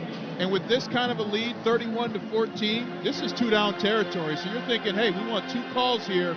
First call is this. Let's get the first down or the touchdown. If not, we're coming quickly back to this to try and score. Notre Dame, North Carolina from Chapel Hill, 11:38 in the third quarter. Notre Dame leads 31-14. They have 3rd down and 4 on the Tar Heel 9-yard line. Drew Pine in the shotgun. 3 wideouts to his left, looking that way, looking, pumps, throws, now to the 5-yard line, complete, spinning down to the 2, and tackled was Matt Salerno. Salerno caught the ball between the far hash and far numbers for a gain of 7. And that moves the chains. Notre Dame in business once again, already up 31-14. They have 1st and goal from just inside the 2-yard line. Ball placed on the far hash. Drew Pine in the shotgun. He has Audric Estime 1 yard to his left. Lifts his right leg. Takes the shotgun snap. Gives to Estime off the right side. Hit in the backfield and lose yards. He lost 1 yard. Tackled on the 3-yard line in the middle of the field. Ray Volhasek, big defensive tackle, 6'2", 310. Came right up the middle, loss of 1, so now it's 2nd and goal from the 3. Volhasek has one of those shortcut jerseys, and there's a lot of belly hanging out. That's a tough guy to try and go one-on-one against. But Estime tried, failed. Here's 2nd down. All right, 2nd and goal from the 3. Pine from the shotgun. This time Estime lined up to his right, ball, middle of the field. Pine waits for the snap, takes it, drops back, looks right, plenty of time, fires, incomplete. Crossing from left to right, 1 yard deep in the end zone was Braden Lenzy. And Eli Raridan, the true freshman tight end, had a chance. And it's incomplete to bring up 3rd down and goal. You're still in 2-down territory if you're Notre Dame. And right now, I like a run with Audric Estime or even a quarterback sneak here from Drew Pine. Well, Pine is lined up in the shotgun, has 1, 2, 3 wide receivers to his right. He's standing in the middle of the field on his own 9-yard line. Estime just to his right. 3rd and goal from the 3. Styles in motion. Rolling out to the right is Pine. Crosses the 10, looking into the end zone. Fires. The ball batted incomplete. 2 yards just inside of the near pylon. Pine threw on the run to Jaden Thomas, but defensive back DeAndre Boykins was right there. Ball falls to the ground, and Notre Dame on 4th and goal from the 3. And looks like Drew Pine remains on the field. They're already up 31-14. 10:28, the clock is stopped there. 10:28 left in the third quarter. And Notre Dame is huddling up on the 10-yard line. Play clock is down to 10. They have to hurry up. They just broke the huddle. Pine's got to get him up there and go. 5 seconds left on the play clock. He gets under center. Yeah, now they'll call timeout. Unacceptable again. The 2nd time this game. Timeout. North Carolina. First charge. Timeout. 2nd time this game. Notre Dame offensively after a 3rd down had to take a timeout before 4th down. That is on the coaches. Well, they had the kind of pace, Ryan, they kind of feel them out there. Actually, it was timeout called North Carolina. So Marcus Freeman was flying down the sideline saying timeout as well. So both coaches didn't like what they saw. We'll take a break as well. 10:28 left in the third quarter here in Chapel Hill. Notre Dame leading North Carolina 31-4. Churrasco's Steaks and Seafood has been delighting Houstonians since 1980. Plus money, plus 104. I lean under as well. I think it's going to be a pitcher's matchup tonight, but give me the Blue Jays. Richardson poised a lot today. He's taking care of the football. Shorter to his right, 2 receivers left. Right remains in a running back. Point to the ground, ready for the snap. Richardson from the 48. They rush 3. Richardson scrambling, steps up, throws, caught. Left side, Zipper's got it. First down, Gators. There's a flag down in the backfield. Christian Charles made the tackle. I don't like those flags in the Gator backfield. Personal foul, hands to the face, defense number 6. Except for those. 15-yard penalty will be added to the end of the run and includes an automatic first down. So both teams now have taken a big penalty on this drive. The Gators survived theirs, the face mask against Garage, back in the negative side of the field. So with the penalty, after the catch by Keon, it's a massive game to the 21-yard line. 26 yards in all, and it's 1st and 10 Gators at the Tennessee 21, down by 10. Tight end to each side. Right remains in, that's the pistol. 1st and 10 left hash, fake the handoff, booting right. Briefly, Richardson turns, goes back left for the end zone, and it's incomplete, looking for Henderson. He was one-on-one against Christian Charles. Little change of direction for the Gators on that play. Yeah, we did the boot out to the right, trying to throw it back on a deep crosser. But we had Naquan on like a little wheel route going down the sideline, and I don't know if he was part of the read or not, but he was open. Wide open. 24-14. Richardson now 14 of 23. Shift both tight ends to the left side. They're in a triangle with Henderson to the boundary.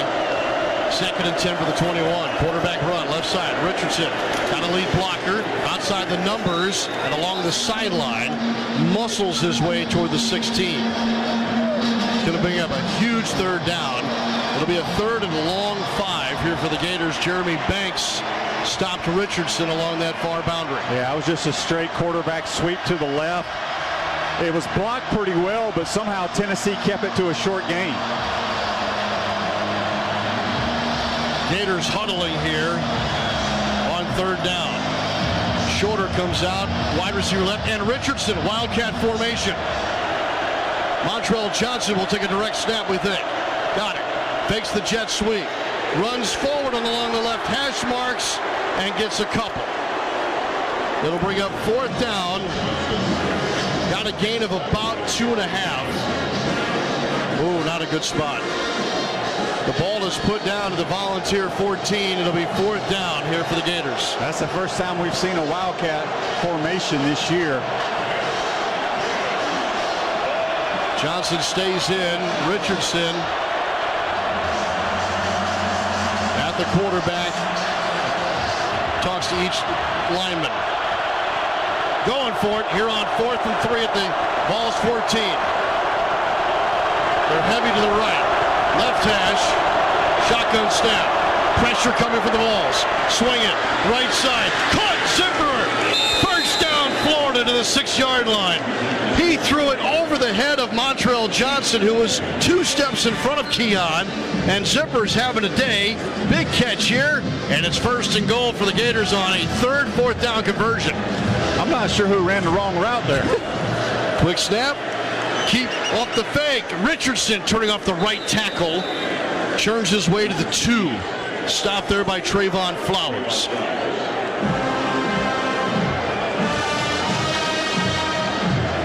Right hash, and they're jamming a lot of bodies to the near side. 3 receivers. Quick snap, handed off. Johnson trying to run left. Driving his feet toward the goal line. Is he in? No.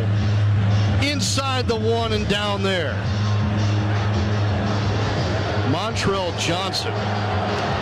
Power run just shy. 3rd and goal, about a foot to go. Quarterback keep. Richardson over the goal line. Should be a touchdown for the Gators. He's in easily. What are they waiting on? Richardson's already out of the pile. What are they waiting on?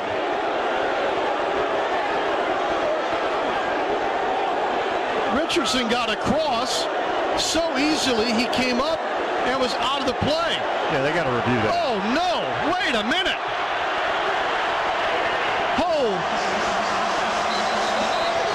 You gotta review this. He's in by half of a body.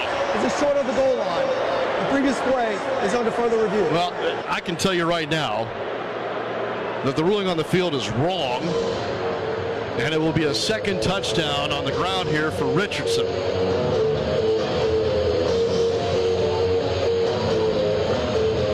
Partner, how do you miss that? I don't know what this yeah, I mean, he's a full body in the end zone, laying on top of our guys, gets up, and somehow they spot it short of the goal. There's been a lot that hasn't been seen here today at Neyland Stadium.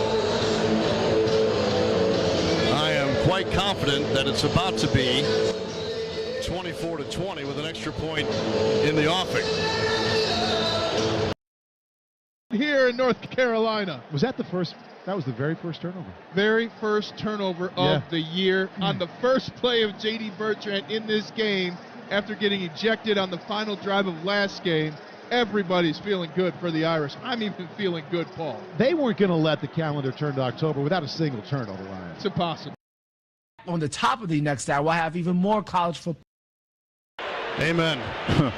24-20. And an extra point coming up for the Gators. Touchdown run by Anthony Richardson. And partner, the Gators had an answer for Tennessee's opening quarter score. And we're about to be back into a one-possession game. This game, the way it's going, it's whoever's defense can make maybe just one stop will win the game. Just one stop. Mahalik on for the extra point. Crawshaw to hold.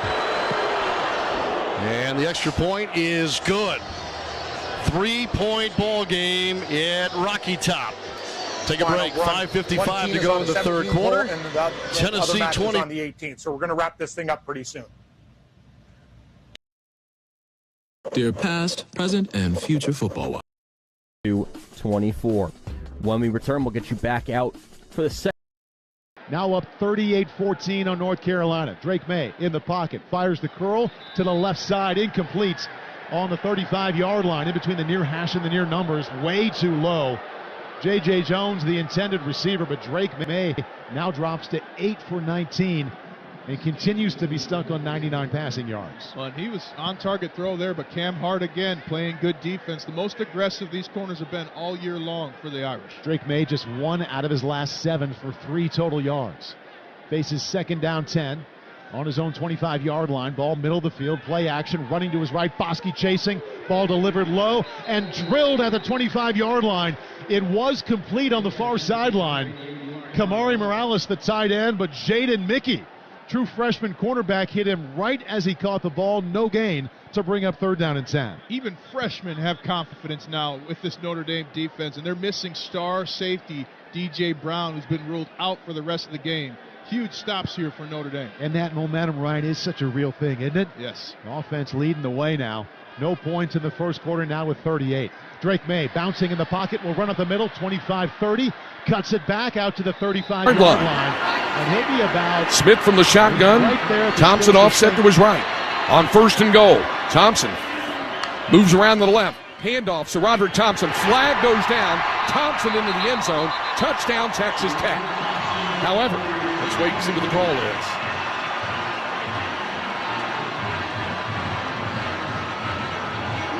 Here comes the call. Legal substitution, infraction, defense, 12 players on the field. That penalty is declined. Touchdown. The Longhorns could not get a player off the field, so Tech has scored again to make it a one-score game. Here with 1:55 to go in the third quarter. Tech keeps coming at him. On for the conversion is Trey Wolf.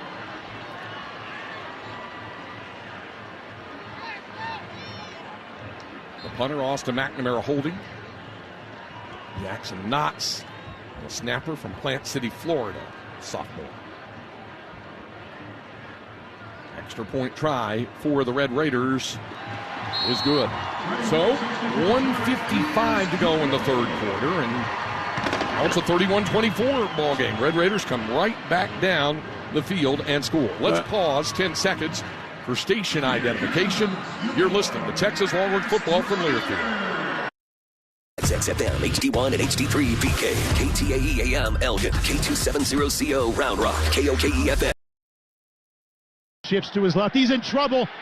Still in trouble on the 30, running, and he won't get away. On the near numbers at the 33-yard line, Isaiah Foskey and Justin Adamalola team up for a 5-yard sack. As May tried to escape to his left, he just ran out of time. And here comes the punt team. Excellent coverage by Notre Dame's secondary. As May rolled out to his left, they got in front of their receivers. That's what you do to force that sack. What a huge play. And this defense, Paul, has been lights out since that second quarter. Drake May leads the nation in touchdown passes. He doesn't even have 100 yards passing today. Punt is away, high spiral. Joseph from his own 14. In between the near hash and numbers, out to the 25, near sideline, and runs out of bounds just before he got to the 30-yard line. Offense, defense, special teams rolling for the Irish.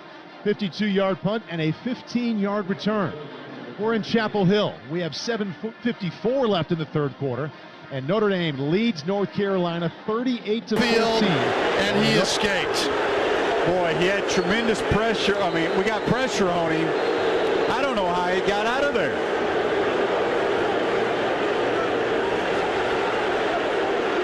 Ventrell Miller is still down at the end of the play. Miller's been playing hurt with that injured right foot, and that may be the problem here.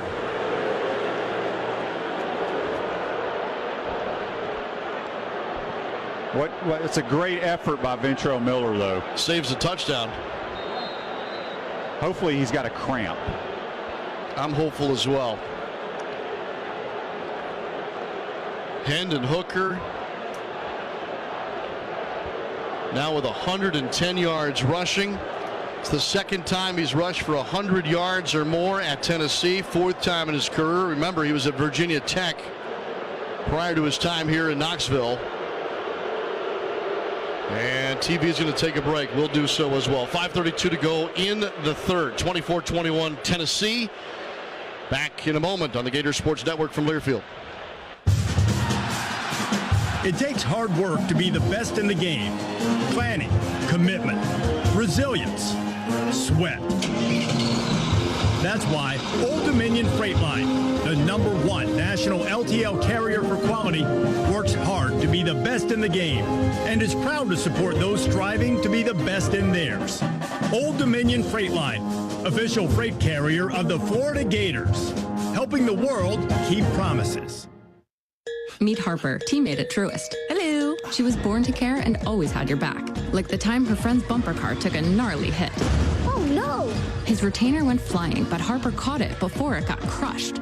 Today, Harper's a teammate at Truist, the bank with Truist One checking. With no overdraft fees, a $100 negative balance buffer, and automatic upgrades, Truist One checking has your back too. When you start with care, you get a different kind of bank. $100 negative balance buffer. Eligibility requirements apply. Truist Bank, member FDIC. This is Florida football from Learfield. Gator fans, make a fashion statement this season from a huge selection of shirts, jackets, backpacks, hats, and hundreds of other Gator Gear products at the UF Bookstore on campus at the Wrights Union. Gator Gear is among the most fashionable gear you can have. Choose from hundreds of orange and blue designs, plus the largest selection of new Jordan sideline.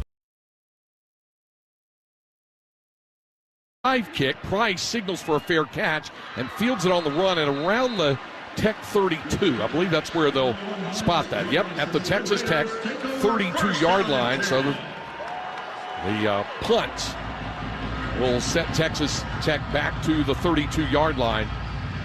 And it'll be first down and 10 for the Red Raiders with 26 seconds remaining in the half. Well, not much of a break for that Texas defense. Quick 3 and out, and they're right back on the field here with that sun still beating down on the entire field. First down and 10 for the Red Raiders. Taj Brooks in the backfield. We'll have two receivers on the short side of the field, split to the left. One is out wide right. From the left hash at the 32-yard line for the Red Raiders. Donovan Smith with the snap on first down, rolls right, throws on the run, short hop, and it's called a catch at the 40-yard line. Sparkman right off the turf to make the catch for a gain of 8. 2nd down and 2. Ball is at the 40-yard line. Here comes Tech very quickly back to the ground. They'll hand off, but nowhere to run that time by Tosh Brooks. No gain on the play, and it'll bring up 3rd down and 2, and that's going to be the end of the 3rd quarter. DeAndre Coburn made the tackle. 3 quarters in the books from here in Lubbock with the score Texas 31, Texas Tech 24. Texas Longhorn football continues in a moment. Real Texans are genius. Bud Light salutes you, overly dedicated Texas Longhorn fan. Up to every you. And the officials have blown this dead just shy of the goal line. We might need to take another look at a play at the goal line. Yeah, under center, faked the jet, ran the power. I believe he's short. I don't know. Sure looked like he broke the plane and they got twisted back around. You may be correct. I think he's in. I think he's in, and I have a feeling they're going to take a look at this. Nope. And now they're showing it on the big board, and this crowd's going to lose their minds at Knoxville. Josh Heupel is all the way to the goal line now. And once it looked like that, and a flag goes down. Tennessee. Timeout was called first before the flag for delay of game. 30-second timeout. This is all about reviewing the play. And Tennessee is going to get the same, I think, result, Shane, that Florida did at the other end of the field. I think he takes a full step in the end zone and gets spun around and shoved out. I believe you're right. It's amazing how these officials are missing these calls today. Amazing is an interesting choice of words. So the play is under review now, and if it goes with the way that we think it has played out, potentially we'll go back to a double-digit lead.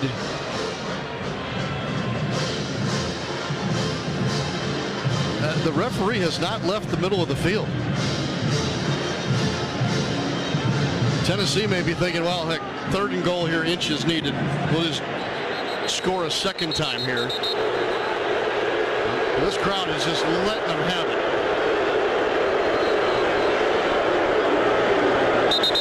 Nearly 102,000 on hand. Consecutive sellouts for the first time since 2016. Now they're gonna take a look. Ruling on the field, the ball carrier is short of the goal line. The previous play is under further review. What did we wait all this time for? I have no idea. Coach Napier is losing his mind. Look at him. Oh my goodness. Now a flag thrown on Napier.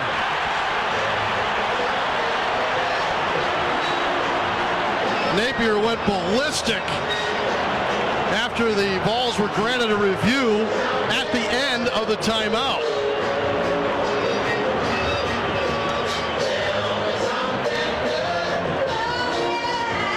The Vols had a 30-second timeout called and were not coming back on the field until they were able to force a review. So they were late to the field. The clock should have been winding. And so now you've got an officiating conference to the near side. What I don't understand is why they weren't reviewing during the timeout. Correct.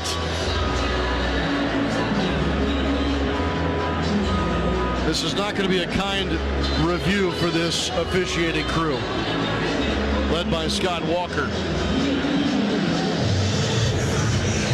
It's 24-21 at the moment. Tennessee on top of Florida with 4:08 to go in the 3rd quarter. And so now both teams are huddled up.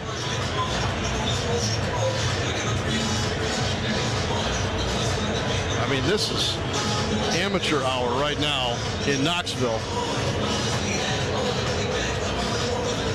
It should be right now 30-21 in favor of Tennessee on a touchdown run by Jabari Small. That is under review. I still just can't understand. The reason Tennessee took the timeout is for them to go review it. Correct. And then And the referee never moved from the middle of the field. They were going to have a delay of game because Heupel thought they initially were going to review it, so they didn't. Yes. So he runs down, calls timeout. During the entire time of the timeout, the officiating crew does nothing. Correct. And then they decide to review it. And Heupel didn't send his team back on the field to force the review or keep lobbying for it. And so we're late getting back, and Billy Napier takes a flag for going nuts after the officials didn't wind the clock after the 30-second timeout. After further review, the ruling on the field stands. After the play, unsportsmanlike conduct on the head coach of Florida. Half the distance to the goal, first down. So instead of 3rd and inches for the goal, it's first down via penalty.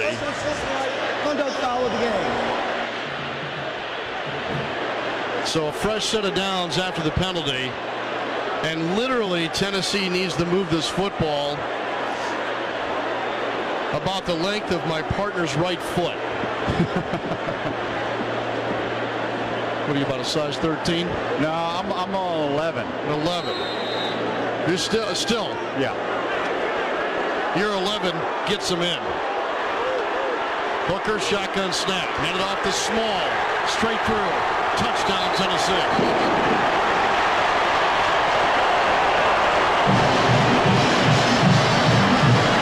30-21 Volunteers. 3:58 to go in the third.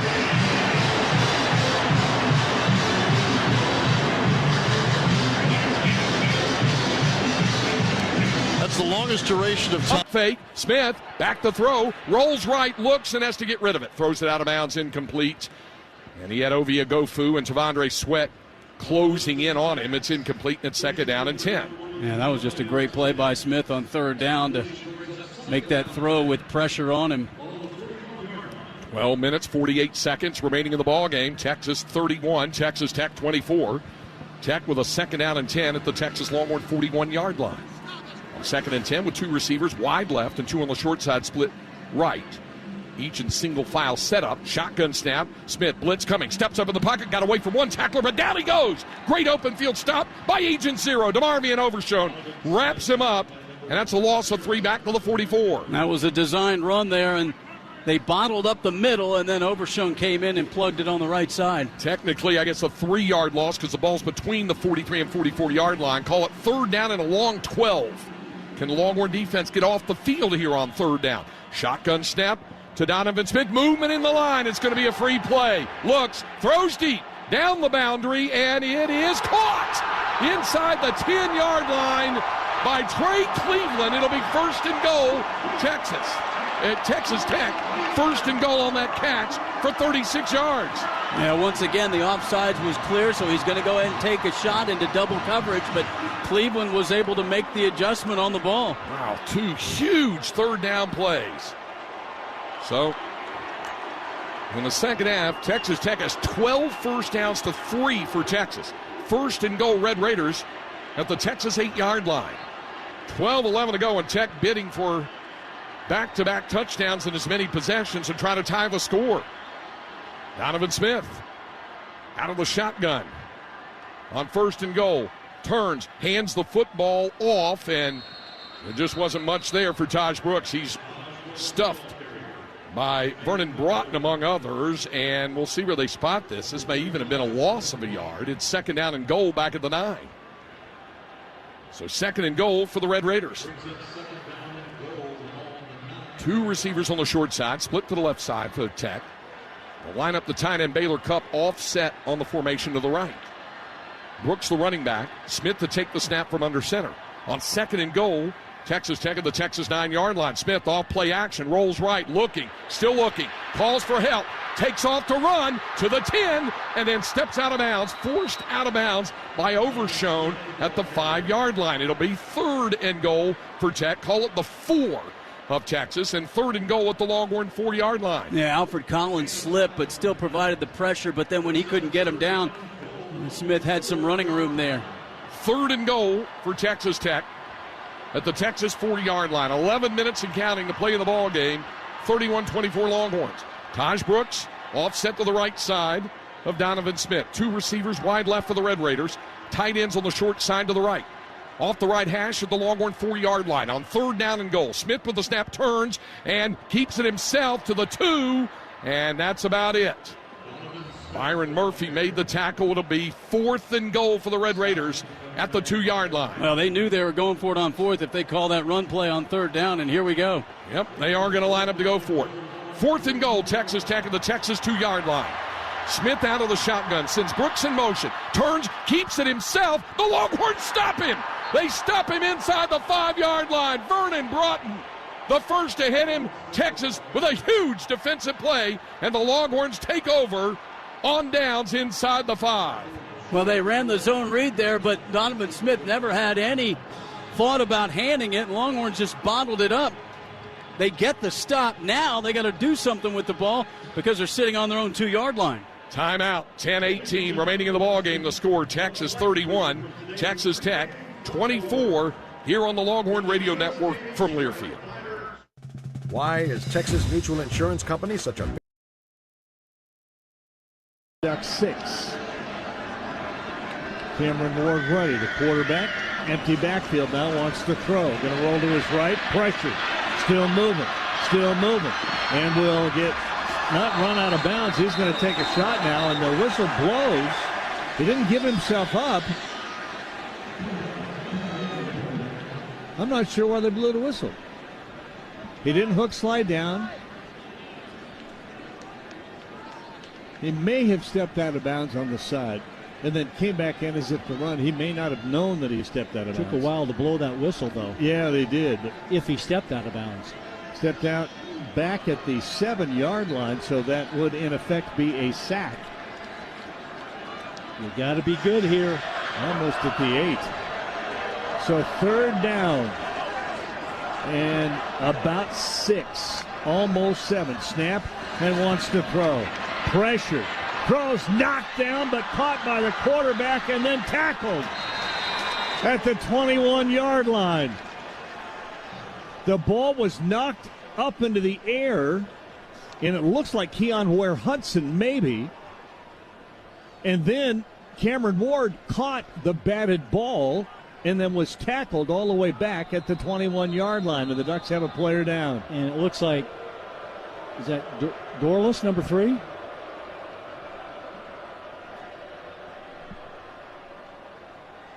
He is down at the 20. And they look like they're going to take a while to determine what it is they're going to be dealing with, and hopefully he's going to be okay. But it's going to be a field goal try for Washington State when we come back on 4th down and 19, and we will come back after the timeout. Bud Light is for the fans. Horns will be back at Royal Texas Memorial Stadium next Saturday against West Virginia. Should know a kick time here the next, maybe tonight or tomorrow, as Longhorns will take on the Mountaineers. But now, after getting the stop, Texas Tech goes 13 plays, 66 yards. They hold it for 5:08, but they come up empty. Longhorns have it, but in the literal shadow of their own goal line. So Texas will operate from its own 2 with a 7-point lead, 31-24 and 10-18 remaining.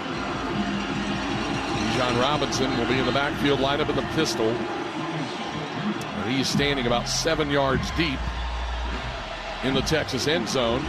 Hudson Card right between the block letter A and the block letter I and Red Raiders in the end zone. He's standing about 3 yards deep. 1st down and 10, Longhorns from their own 2-yard line. Going right to left, south to north here in this final quarter. 1st down, handoff, Robinson. Bangs to the right side for a yard. Held up on the backside, buying his quarterback time. 1st and goal from the 4-yard line. 8 plays, 57 yards so far. 31-17, Middle Tennessee State, 68 seconds to go. 3rd quarter. To the line comes Ja'Kai Clark. Garcia in the pistol with Franklin behind him. From the 4-yard line, moving to our left, Garcia, the take, the give. Franklin burrows to the right side, driving, and still driving. Maybe down to the 2-yard line, maybe down to the 1-yard line. And pushing. I like it when short. I like it when I see an offensive guard, Oluwaseun, moving his guy into the end zone. If you're getting that kind of movement, you're going to get the yards you need. And one thing down in this part of the field, Joe, that Jake Garcia has that Van Dyke tends to struggle with is his feet. He can run. 2nd and 1. Garcia for Franklin. He is spinning and twisting and did not get in. There's a lobby going on out there. A lot of lobbying. It looked like they were a little discombobulated on the handoff. 3rd and goal from the 1-yard line. 22 seconds to go in the 3rd quarter. You got a quarterback that's amped up. 3rd and goal from the 1. Garcia. And now who's calling a timeout? The referee's resetting the football. With 12 seconds to go here in the 3rd quarter. And I think Miami's going to let the clock run out. The referee is calling Miami toward. Nonetheless, we'll let them take their review. Tijuana Flats is a proud Florida sponsor, and every Friday is Gator Fridays. Get a free taco and chips every Friday by wearing your Gator gear into any Tijuana Flats location. Free taco and chips every Friday, only at Tijuana Flats. 1:52 to go in the 3rd. Playing to review. Gators have the ball and trying to answer again. It's been a volley back and forth here in the 3rd quarter. Yeah, he was down. He was down? Okay. Well, there was also a punch to his helmet, too. Let's not forget that. Again, it seemed clear. I kind of gave up at the end of the play myself. After further review, the ball carrier's knee was down at the 24-yard line. It'll be 2nd and 5 at the 24-yard line. The correct call is made. After the review, it's a 5-yard gain. Season ticket packages on sale now for the Florida Gators women's basketball season, led by head coach Kelly Ray Finley. The Gators look to build on last season's 21-11 record and their 16th NCAA tournament appearance in school history. Reserve your tickets today at floridagators.com/tickets. So it'll be 2nd down and 5 at the Florida 24-yard line. Tennessee leads at 31-21. What look has worked the best here, Shane, for the Gators offense? I mean, honestly, everything we've called today, Sean's been pretty successful. Tennessee cannot stop us either. Zipper motions in from wide left to off the left tackle. Naquan Wright now the running back. Fake the handoff to him. Richardson's in trouble. He's wrapped up and throws it away over the Gator bench, falling backwards to the 13-yard line. I think he got outside the tackle box. That's twice now on this drive. They have come right after Richardson. There is no foul for intentional grounding. The quarterback was outside the tackle box, and the pass crossed the line of scrimmage. I'm not sure, watching the replay, what we were trying to do there. I don't know if it was an RPO, but Justin Shorter crack blocked. I don't know if we were trying to set up a screen, but if we were setting up a screen, we'd had linemen downfield. That would have been a penalty for throwing it. So good job by Anthony, though, being as strong as he is, just to get that ball out of there. Yeah, you're right about that. 6'4", 232. Eastside Ram from Gainesville facing 3rd and 5 at the Gator 24-yard line. Florida's down by 10. And now another stoppage in play. Timeout, Florida. This is the first charge timeout of the half. The play clock was winding down, Shane. I think Billy, right now, Billy is all over the umpire referee to their sideline, because with them discussing whether it was intentional grounding or not, the play clock was running. Right. So the Gators, who are trying to play from behind, have to burn this timeout. And Shane, that's another thing to go back and look at when we review this game. If a timeout had to be called here by Florida because the clock was mismanaged again by this officiating crew, it's just on top of a stack of problems right now here at Neyland Stadium.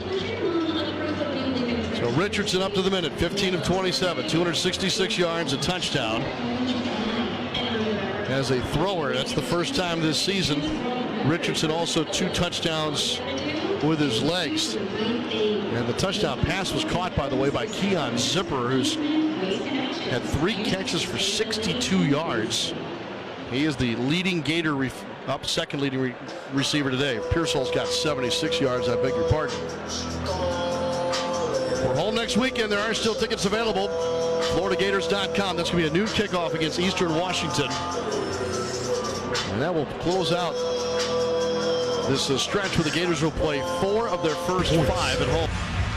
Today the Hurricanes have been down by 20, 21, 31-17, first play of the fourth quarter. And oh my goodness, how do you do this? Miami burns a timeout. Coming out of a timeout to start the fourth quarter, they burn a timeout. Oh, well, I know it's an important play. I was going to say, Joe, it's a very important play, and you got a quarterback that has relatively low experience. You want to make sure. 3 returns this year. Snap good, no pressure at all. High wobbly punt, fair catch called for, flag down. Oregon ran into the ball, intended receiver. Not a great punt either. Not a good punt, and now the penalty's going to hurt. Now it's going to be, I'm not sure if that's Carmani Terrell or Justice Lowe. Kick catch interference. Number 14 of the kicking team. 15 yards from the spot of the foul. First down. Terrell. 15 yards, too. So, bad punt, not a great punt, and then the 15-yard penalty will take it all the way up to the Washington State 38-yard line. They're going to have great field position, and Oregon's defense is going to be put to the task again. 7:03 left, third quarter. Cougars 20, Ducks 15. How's your mental health? I'm listening. Territory, Shorter and Richardson come up huge. Gators advance it to the Volunteer 34-yard line. Yeah, they played cover 0, man press across the board.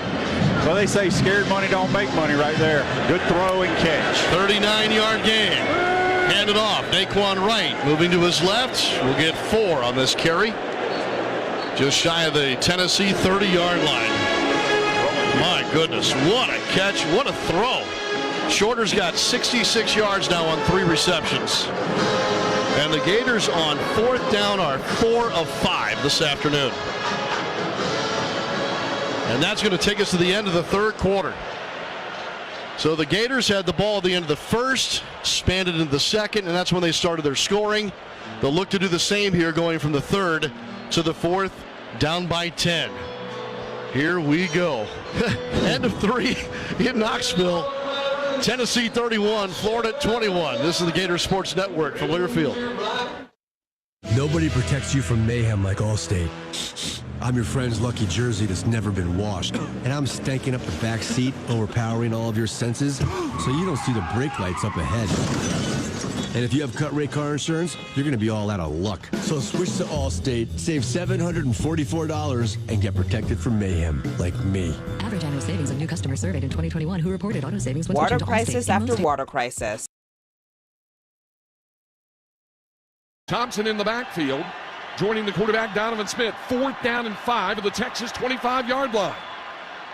Smith, a long count. Has the snap. Back to throw. Smith pumps. He'll take off and run, and he's got the first down inside the 20 to the 19. Several times the Longhorns have been close, but not close enough to wrap him up. And Tech is now 5 out of 7 on 4th down.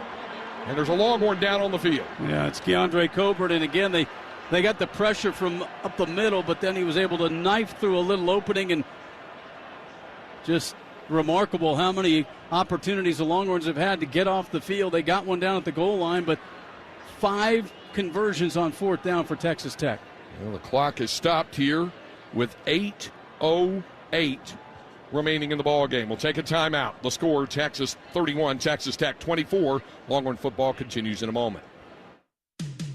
Real Texans are genius. Bud Light salutes you, overly dedicated Texas Longhorn fan. How come? You show up to every UT football, basketball, baseball, volleyball, and ball-related sport there is. Ping pong. Each game, you slather your entire body in burnt orange. Every nook and cranny. Yes, you're brewed in Texas. And so patio with locations in Sugar Land, Memorial. At peoplesgas.com. Well, they're pulling. Yeah, DJ just came on. I saw number 3. It looked like 3 on the front of his jersey. Yeah, it did. So back-to-back 15-yard penalties, one on the punt interference, and this one on the first play on an incomplete pass puts the ball at the Oregon 47. And here's first down on a snap. Here's the pitch. It's going to be a flea flicker. And a little screen pass. It's pretty good. 50, 40, upended at the 31. Ball came loose, but the ground caused the fumble, so it'll be Washington State's ball. Well, Cam Ward did a nice job just getting that ball off with Dorless in his face. Flea flicker screen. Flea flicker screen, and yet Dorless almost blew it up anyway. But a big play for the Cougars there on the move. 2 receivers out to the right, 1 to the left. And the call in the backfield, or Watson rather, to the left of Cameron Ward on first down at the Duck 31-yard line. Snap, back to throw again. Ward, little pressure, steps away, throws, catch made, good tackle made at the 27-yard line. Out to the right-hand side, the tight end Billy Revere III, only his 4th catch of the year for a 4-yard pickup. And it's second down. And Ward's running with a snap again. Going to spin to his left to throw. And will swing it out. It is caught, trying to get it up across the 25, and we'll get to the 24. So about a 3-yard pickup, and it's going to be 3rd down and 3. For the Ducks, Jackson LeDuc comes into the game, and out comes Noah Sewell. Back in is Dorless. And out of the game, Trevin Ma'ai. Ducks trying to get some fresh legs in on 3rd and 3 from the Duck 24-yard line. Big 3rd down right here. Cougars shift 3 men all the way out to the right. Ward, snap. Throws it over for the screen. Got to get to him, and they don't. It'll be a first down, out of bounds. Boy, I'll tell you what, Washington State with some very inventive play calling here. Doing a lot of little tricky stuff, a little, you call it exotic defense. This is pretty exotic offense. A little 3-on-3 game on that outside is what that became. 3 receivers, 3 defensive backs, and when they throw it out there, you got to hope you're quick enough to be able to cut off that angle. Stevens was almost able to, along with another defender, but Washington State converts it into a first down. At the Duck 18-yard line. Ward. Motion man back to him. Fakes the pitch. Pressured. Now throws it to him. And he'll go out of bounds at the 25. They are doing all kinds of trick stuff. I mean, he flipped that ball up in the air. Looked like the fly sweep. But he didn't flip it to the runner or the sweep man coming by. He flipped it back to himself. And then he ended up passing it out. Pretty creative. Might have been a forward pass. Hey, Tico! Steve! Wow. Well, when you think about it, you're right. Here is second down at 5, and throw made, catch inside, touchdown Cougars. Inside to Deshaun Stribling. Kind of an easy touchdown pass. Little crisscross on the outside. Outside DB has the outside receiver. Inside DB has the inside receiver. And the outside DB on that play, I couldn't tell who it was, if it was Bridges or if it was Gonzalez, but they basically stayed outside. Stribling came inside, nobody on him, and an easy touchdown catch. Extra point try, Dean Janikowski. I just cannot believe what they are doing offensively. Said down and then pointed in the direction for the Vols to have the football. Apparently it did come out. Rolling on the field with a fumble recovered by the defense. First down to 2. Here's another look. Ball's out before Richardson was down. Yeah, we ran the same play, the quarterback sweep, pulling the lineman. Anthony put his foot in the ground, tried to get vertical, and the ball just got punched out.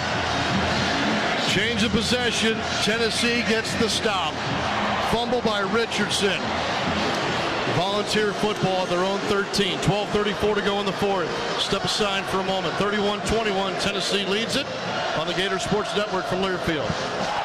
If an insurance company is there to sell you insurance, shouldn't it also be there to service it with real people? At Florida Farm Bureau Insurance, we're here to help. We're focused on your specific needs. That's why we have local agents working for you in every county across the state, offering competitive rates and fast, friendly service. It's more than insurance. It's the kind of treatment you deserve. Find a local agent at ffbic.com to set up. Customers are capable of a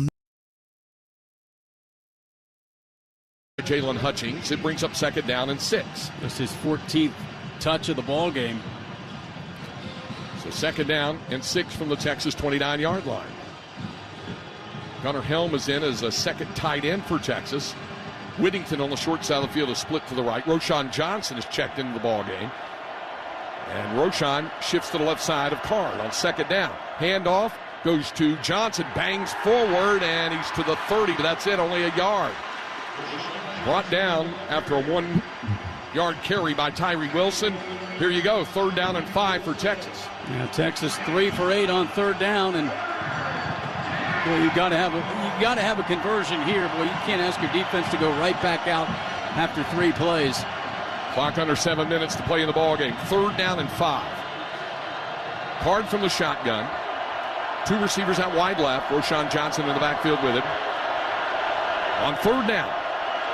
Card with the snap, back to throw. Looks, sends it to the right, incomplete. KCK, yes, there's the flag for pass interference. Rayshawn Williams tripped him up, really. So that'll move the chains of 1st down. It'll be a spot foul. And it's right at about the line to gain, I believe. We'll see. It happened about the 37. A little delay there. Should be on Muddy Waters, the star back.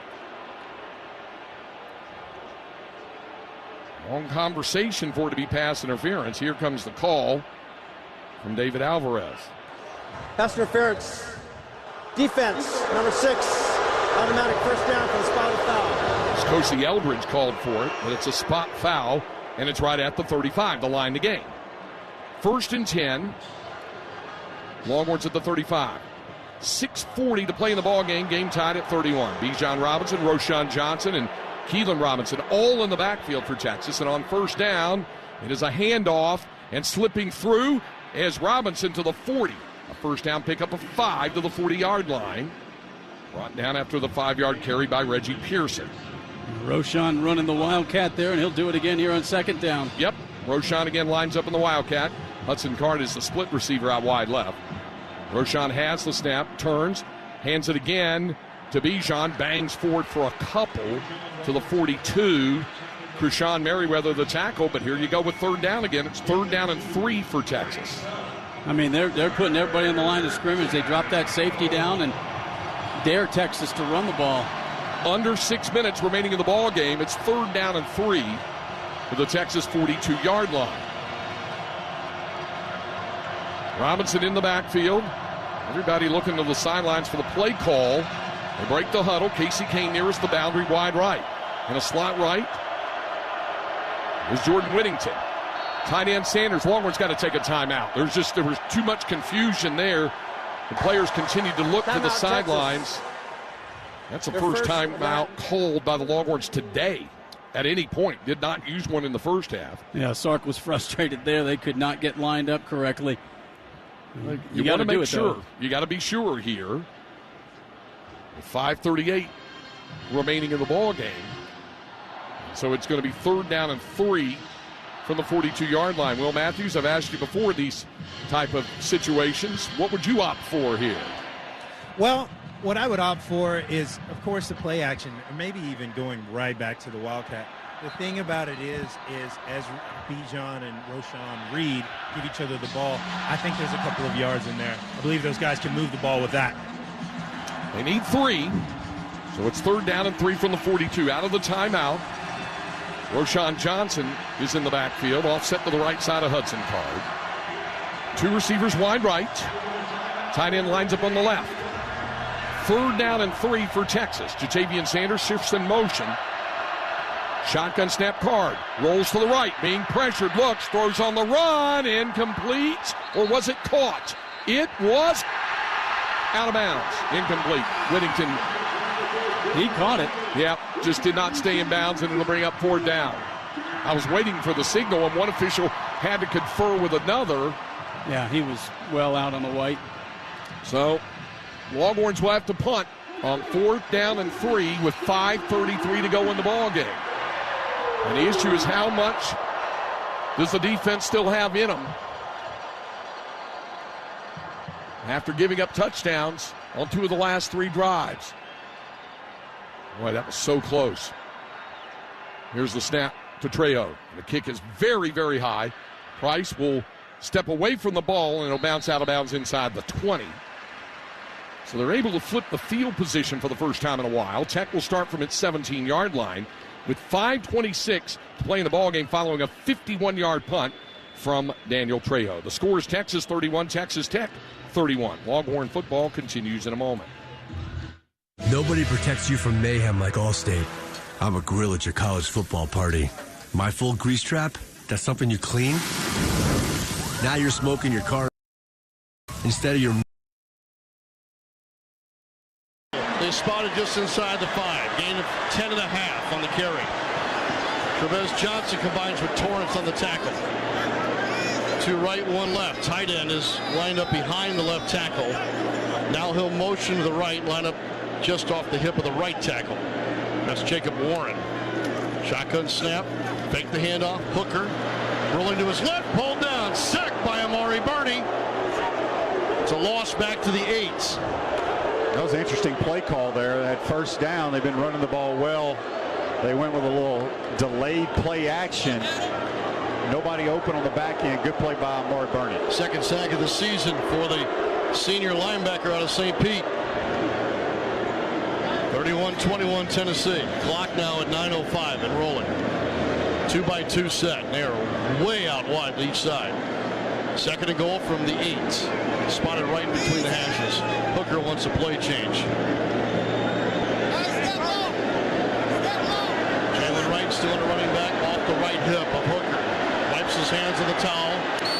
Wright motions out of the backfield, and whistles go as the snap went back to Hooker. The play is stopped here. Prior to the snap, timeout, Tennessee. The 2nd charge timeout of the half.